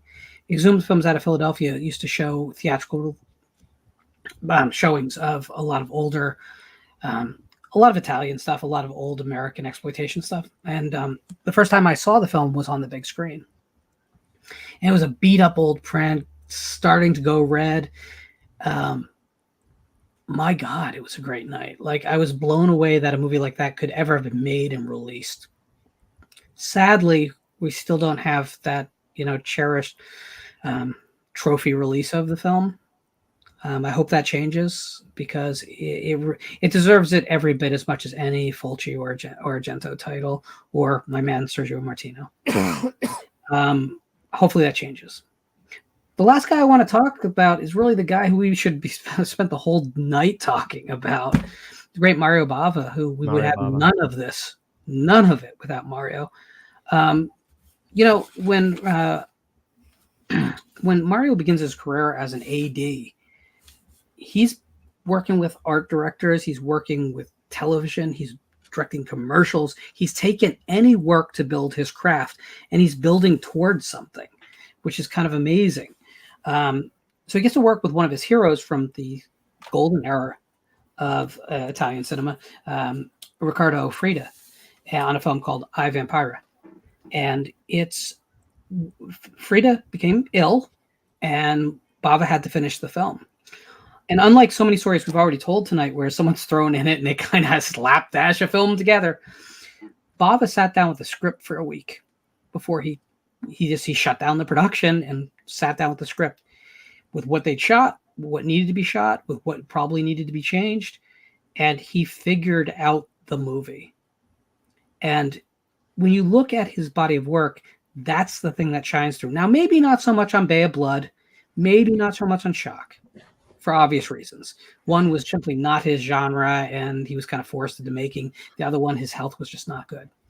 But Bava films feel like complete statements in the sometimes fragmented world of Italian cinema. He's always the guy who got the essay format, right? I'm going to tell you what I'm going to tell you. I'm telling you. I'm going to tell you what I just told you.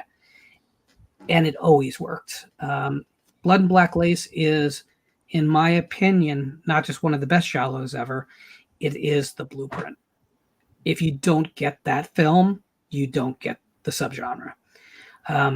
Lisa and the Devil is a film that I think that a lot of people throw into the post-Exorcist sweepstakes. That's ignorant. That's not at all where it came from, and it deserves a lot of credit for being this beautiful, scary, moody film. Finally, Jesus Christ, how can you not talk about Black Sunday?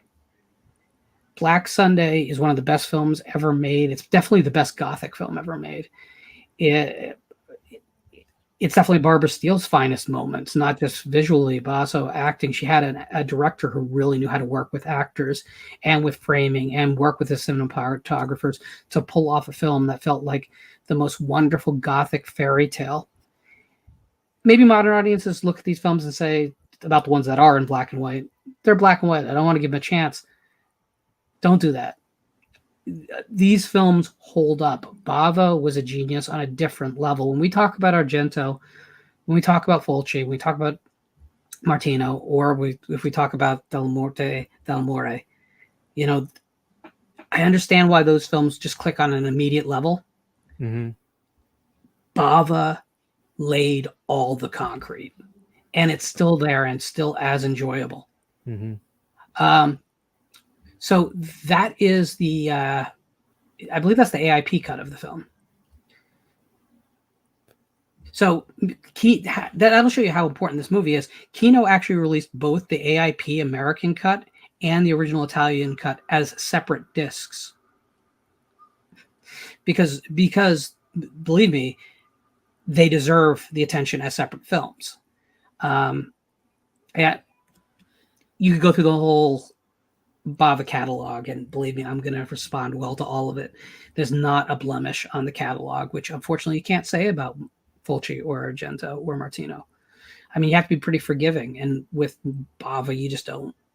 Yeah. Bava, was also the guy that gave Argento his shot, partially taught him the craft. And in an industry where everyone talks shit about everyone else, he's the one guy that no one criticizes. So if you hear, if you hear Martino talking on an interview and someone brings up Argento, you're going to get a story, and it's going to be not nice. But if you bring up Bava, he won't do that because he's cornerstone. So I think if the real answer to your question that prompted this video, like, we gave a lot of great answers tonight about what should be that title that you suggested to someone just getting into Italian horror. The real answer is Black Sunday, but I understand why it's not the best answer, right? Because not everyone's going to take the leap of faith on this 60-year-old black and white film. That's a shame, but it's true. But do yourself a favor. After you've explored for a while and you realize how much you love Italian horror, make sure you don't keep that hat on, swap it out for the cool beret and watch Black Sunday, because it is simply one of the best things the genre has produced. And it is not only on my top 25 films of all time, it's fairly high on that list.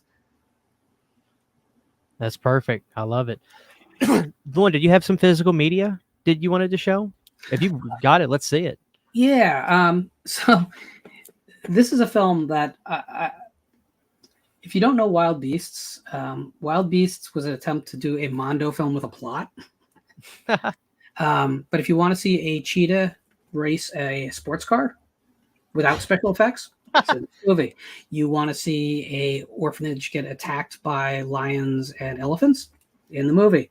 You want to see real rats set on fire with a blowtorch? It's in this movie. Do you want to see the plot of this movie? By the way, I'm not spoiling anything.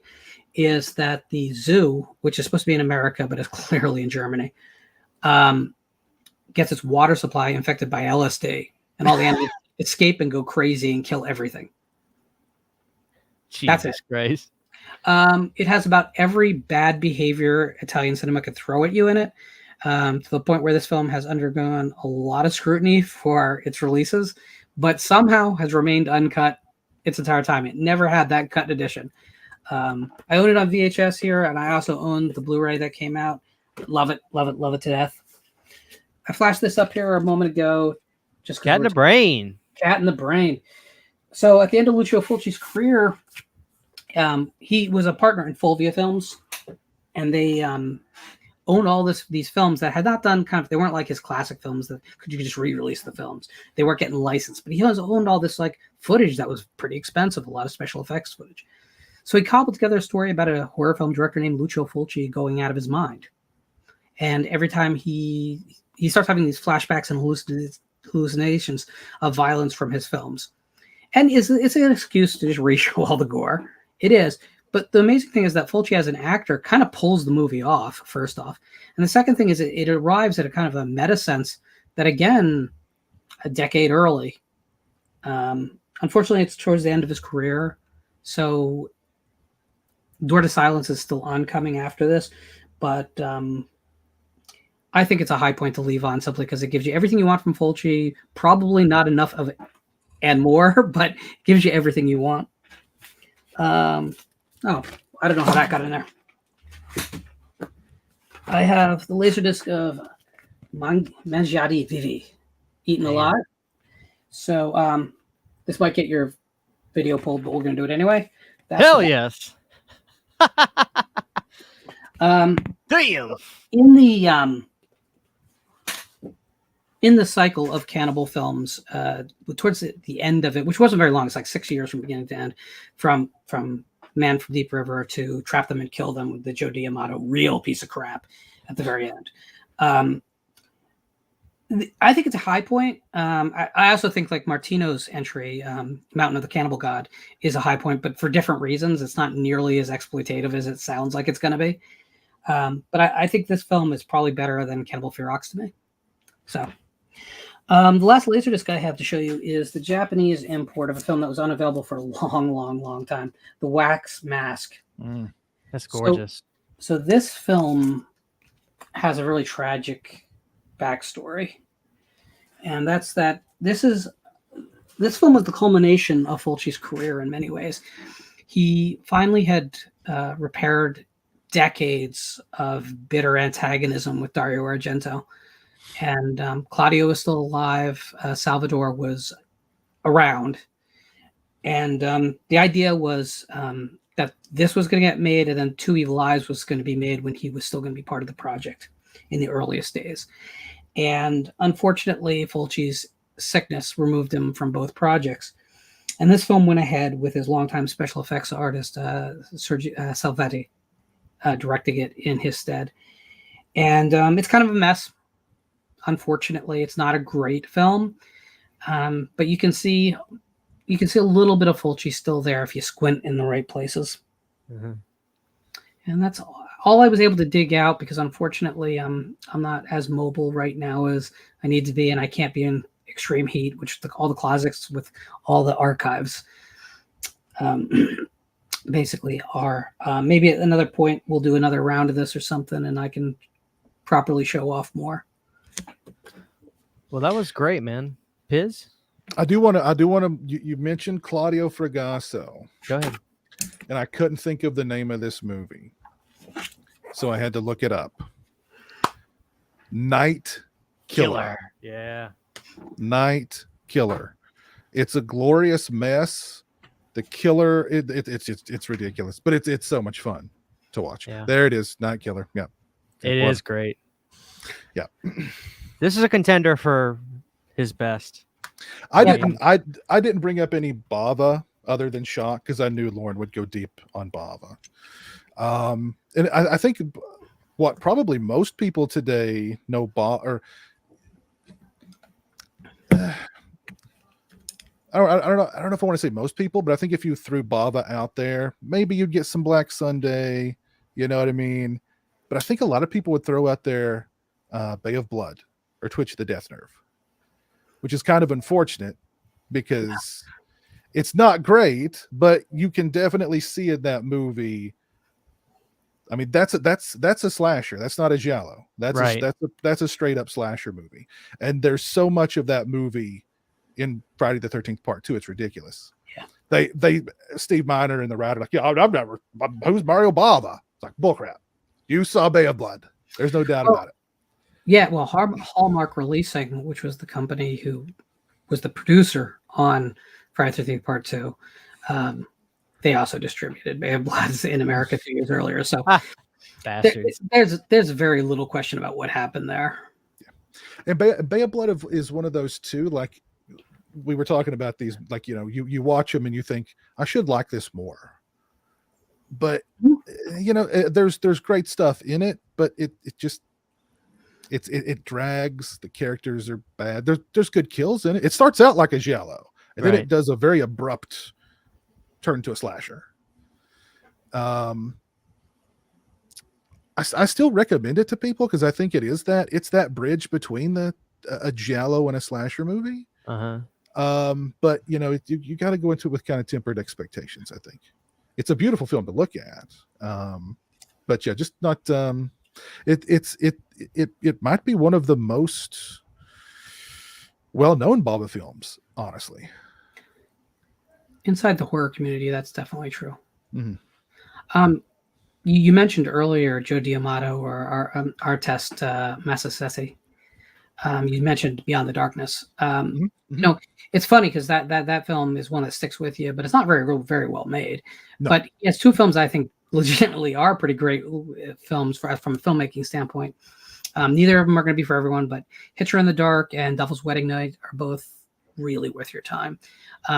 Piz, Devil's Wedding Night is one of the sleaziest things you can ever see. So if you haven't seen it, you need to make that happen.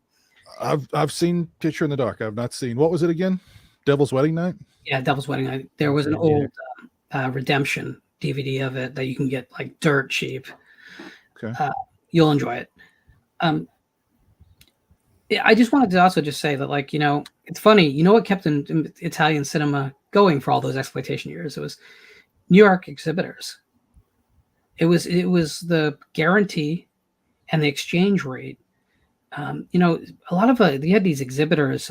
Sometimes maybe of questionable legality sourced, but guys who own 6 or 7 theaters in the tri-state area or in the boroughs, and they could guarantee a film for 6-8 weeks because they just move it around their theaters.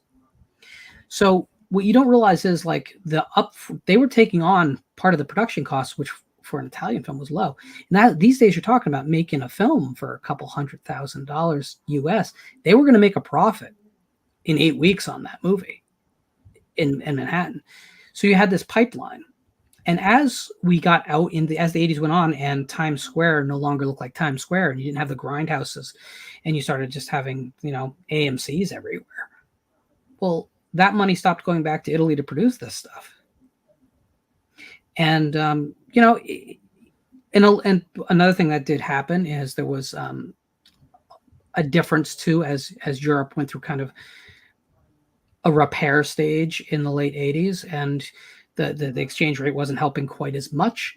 And so you had people, even people who are well-known YouTubers now, but were organized criminals back in the day, producing films in America because it was just as cheap. All you have to do is watch Savage Streets and its credits, and you'll notice a producer's name and go, "Oh." And, or Mortuary. Yeah, Mortuary is another one.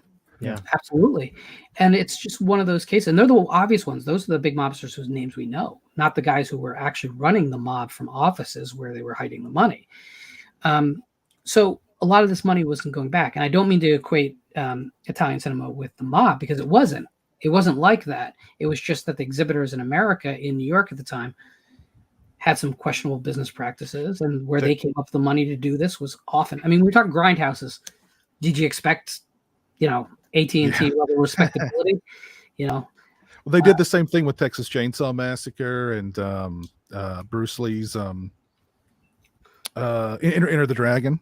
Yep. Bryanston Films. Yeah. That was the mob. And the good old days when movies were good. When they were produced by criminals.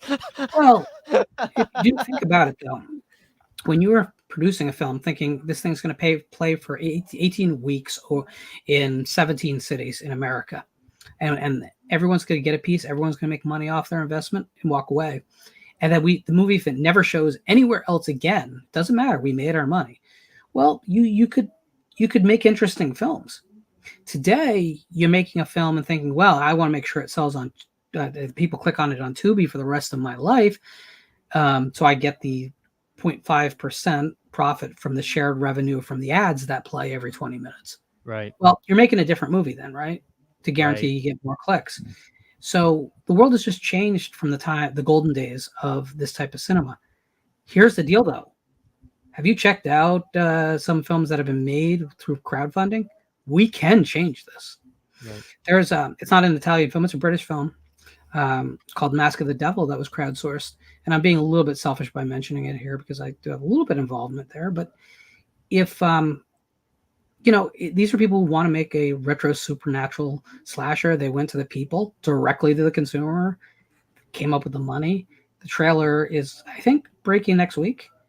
And it looks as good as any independent film from this era. So maybe we can find a way back. There we go.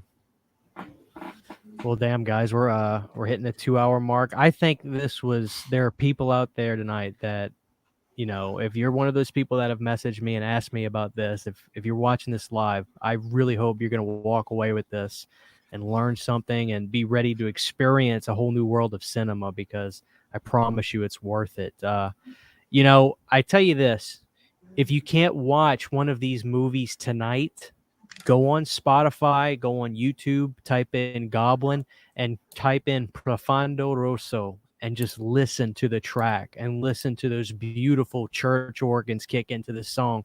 That is Italian horror, right? That is the sound of it. That song will get you in the mood, with all the Halloween stuff going on right now. And it's all good. I told myself I've got to put something out there that is different right now and just give everybody something else to chew on. And thanks to both of you guys for coming on and helping me do this. Cause I think this was, this was the real deal. This is the kind of stuff that I'm just like, man, this is the kind of shit that, that makes a real difference with younger viewers. So thanks both of you for coming on and dropping some serious knowledge. But Lorne, we got to talk really quick about The Beyond. We never mentioned The Beyond. That's true. The Beyond is a film I heard about for years and years and years. I was not aware of Seven Doors of Death, the cut Lewis Fuller atrocity. It was just a film I'd heard about for years, but there was no access to. Eventually found a bootleg VHS dealer who had a copy for sale. And it was the perfect way to find that movie finally. Because you didn't worry about it. Like I almost feel bad for people who discover some of these films on a pristine new 4K release, because it kind of betrays the intent of the film a little bit. You know, I mean, there's something about the indie spirit. You kind of should listen to your first, punk rock song on a piece of grimy vinyl that's been passed around, or an old cassette tape. And that's kind of what's here true. And that's not to say I'm thinking that these films will do better on a shitty format. But I think there's something to be said about experiencing them in as raw form as possible. I saw The Beyond very raw, but uncut. It was copied off a Japanese Laserdisc, so there was hard subs on it. Not English subs either. But it was a film that made me realize that kind of all the stuff that I had hoped horror could do, there was people out there doing. I think we tend to get locked into a mindset of we can only do this or that. And I always have been bored of that.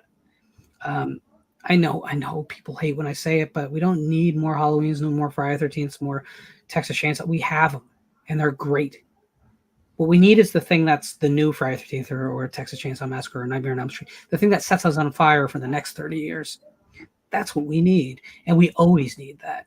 And Italian cinema, in particular, The Beyond did that for me. Is that it just made me think, oh my God, this guy doesn't care. He's going for the most nightmarish images he can. No, logic, plot be damned.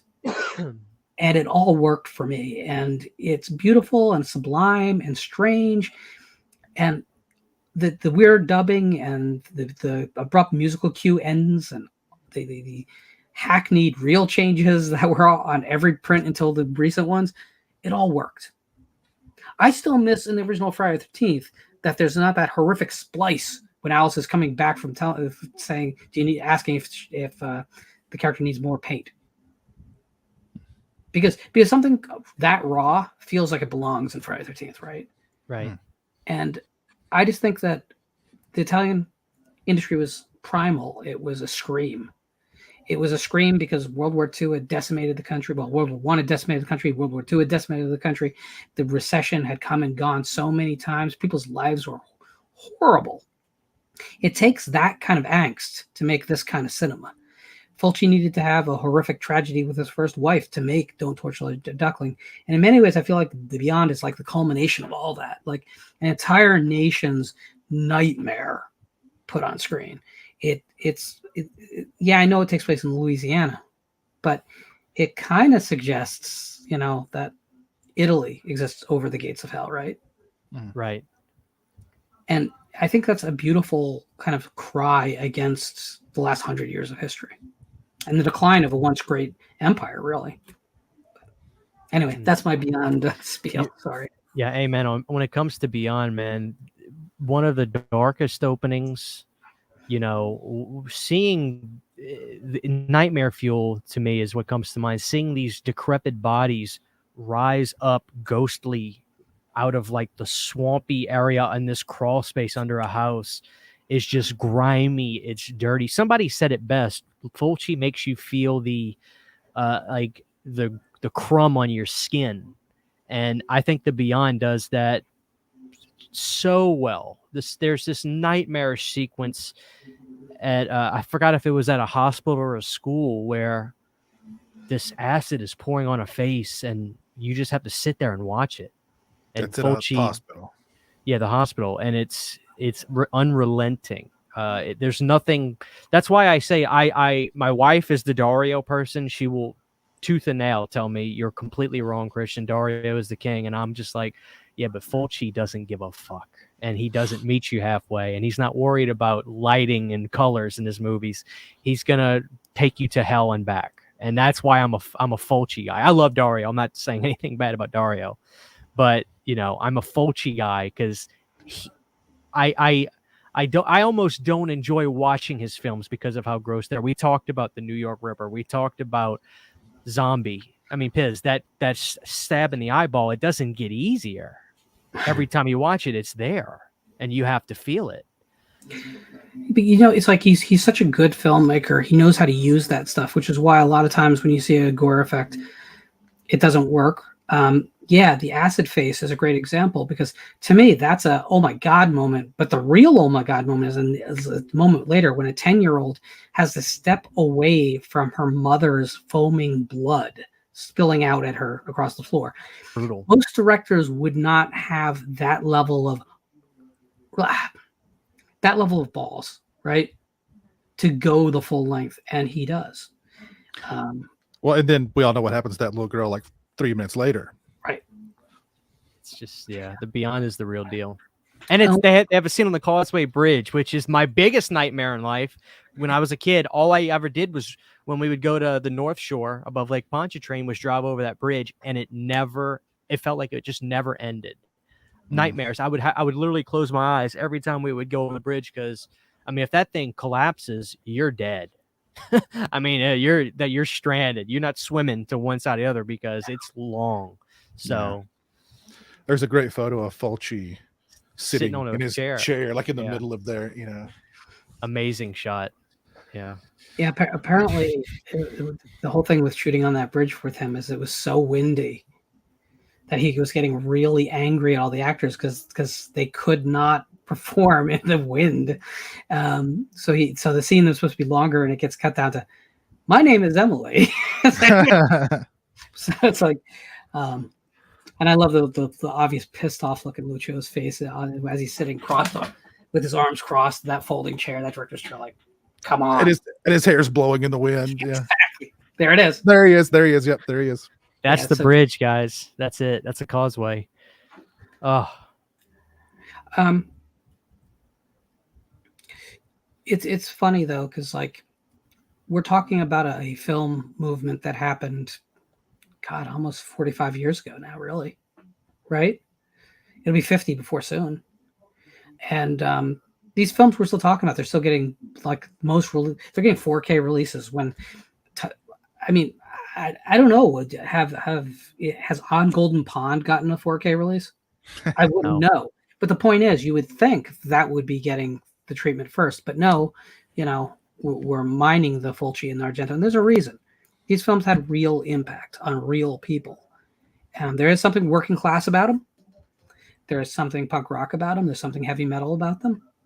There's something, I don't know, that DIY aspect of, hey, you could go out and make a movie, and it could be this fun and this cool. And again, I think in the days where we see Marvel and DC and Pixar, it's hard to see these films as being real anymore. So I'm so grateful that there is an audience out there for them, because this is what I love. Well, you would probably say we're in a renaissance now. I remember, Lorne, you told me Fulci was laughed at up until the last few years of his life. He thought he was a joke to the public. Yeah. Right. My greatest regret is that I was supposed to go to the Fangoria Weekend of Horrors that he attended in '96, and there was a blizzard, and it would have been an hour drive into the city on a normal day. I looked and said, it's gonna be 3 hours in. This is gonna be a night. I don't mean blizzard, by the way. I don't mean like just a snowstorm. And I remember thinking out loud, Fulci will be back, and within 6 months he was dead. So I've kind of taught myself that meet your heroes. And I mean, I won't lie to you. In the book world, especially, I'm using YouTube to do that. So if you really want to meet people and you see that they're somewhere doing an appearance, don't let anything stop you. Because that's the signature that's missing from these walls. And I'd trade any of them for it, by the way. I feel you. I heard that he was really surprised that people even cared about his work at that point. So he was overwhelmed by the number of people who were there and really loved his stuff. I forget who the guy was, but he said Fulci was drinking like a can of Coke and he left it on a table. The guy ran over and grabbed it and like held on to Fulci's half drink can of Coke. Is like, I bet he still got it. This Laserdisc from Grindhouse does have his convention appearance from Fangoria in the total one. Now the sound is awful, but what are you going to do? Would we rather it not be on it? And yeah, he's genuinely moved. You can tell. He's not in good health, and there's a lot of indications that he was intentionally not taking care of himself and his diabetes at the end of his life.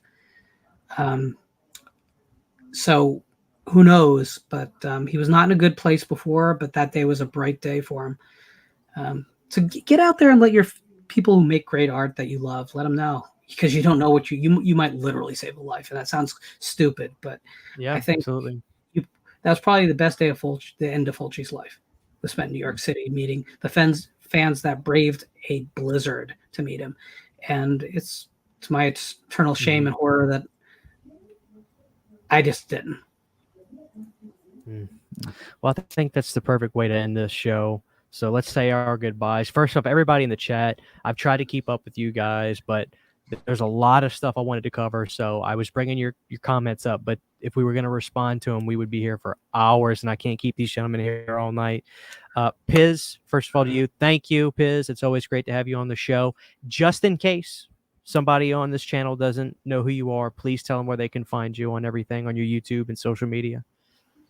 Pizowell, there it is on the screen. Pizowell on here on YouTube, on Facebook, on Twitter, on Instagram. I recently started a TikTok, so I'm pretty much all over the social medias. There you go. And Lorne, man, thank you so much. Lorne has been on my channel, guys. It's been a few years. I think we did a Cujo commentary pre-COVID, but Lorne, this was awesome to have you on here to just drop some serious knowledge for everybody and me, as always. And please tell everybody everything you have going on and where they can find you, what you have available for sale, everything. Well, unfortunately, at the moment, I don't have a ton going on. My health has been an issue for a little while, for the last month or so, but we're working that out. But you can follow me at Visited by Voices 1 on YouTube. I am still posting there, but it is slow going. I'm working on a rather lengthy thing that's I think a lot of people have been asking for a long time for me to do, and I think people will enjoy it. It's not about Italian horror, but it's about a filmmaker that if you like Italian horror, you probably should like. On Twitter, I'm just at Lorne Dixon. I don't tweet a lot because Twitter is a cesspool of arguments that I just don't want to get in. I find myself when I go there and actually perusing comments too often being tempted to respond and writing and deleting, writing and deleting, writing and deleting. And I get out of there. But if you follow me, I will follow you back. As long as it's not a bad behavior thing, I will follow you back. And if you need to reach out to me, that's a great way to get in touch with me. You can also reach out to me on my email, which is just visitedbyvoices@gmail.com at any time for any reason. I do respond to just about everything. Big one, of course, is if you want to support me, I don't do any Patreons. I will never monetize my YouTube. What I'm in this business for is to help promote my writing. And I don't want to make that the main thing. I don't want that to be just like one of those guys. I feel like a telemerchant or a telemarketer. But you can always go to Amazon and check out any of my novels. Just put my name in the search engine. They'll come up. There is a new novel coming out. Yeah, look at that.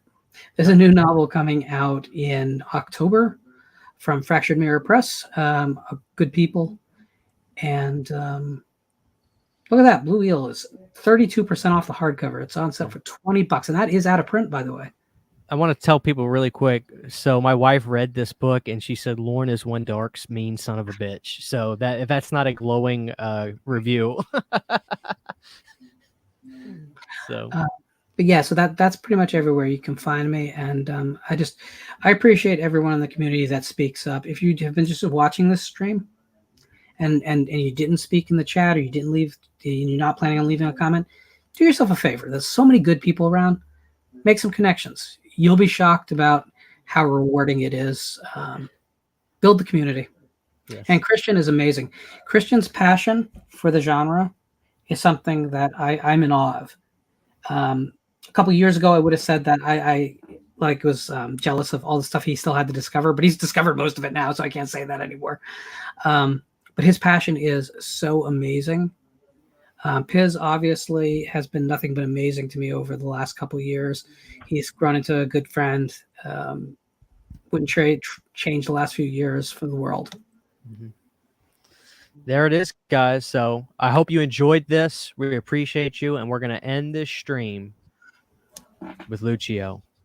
Take care, guys, and good night.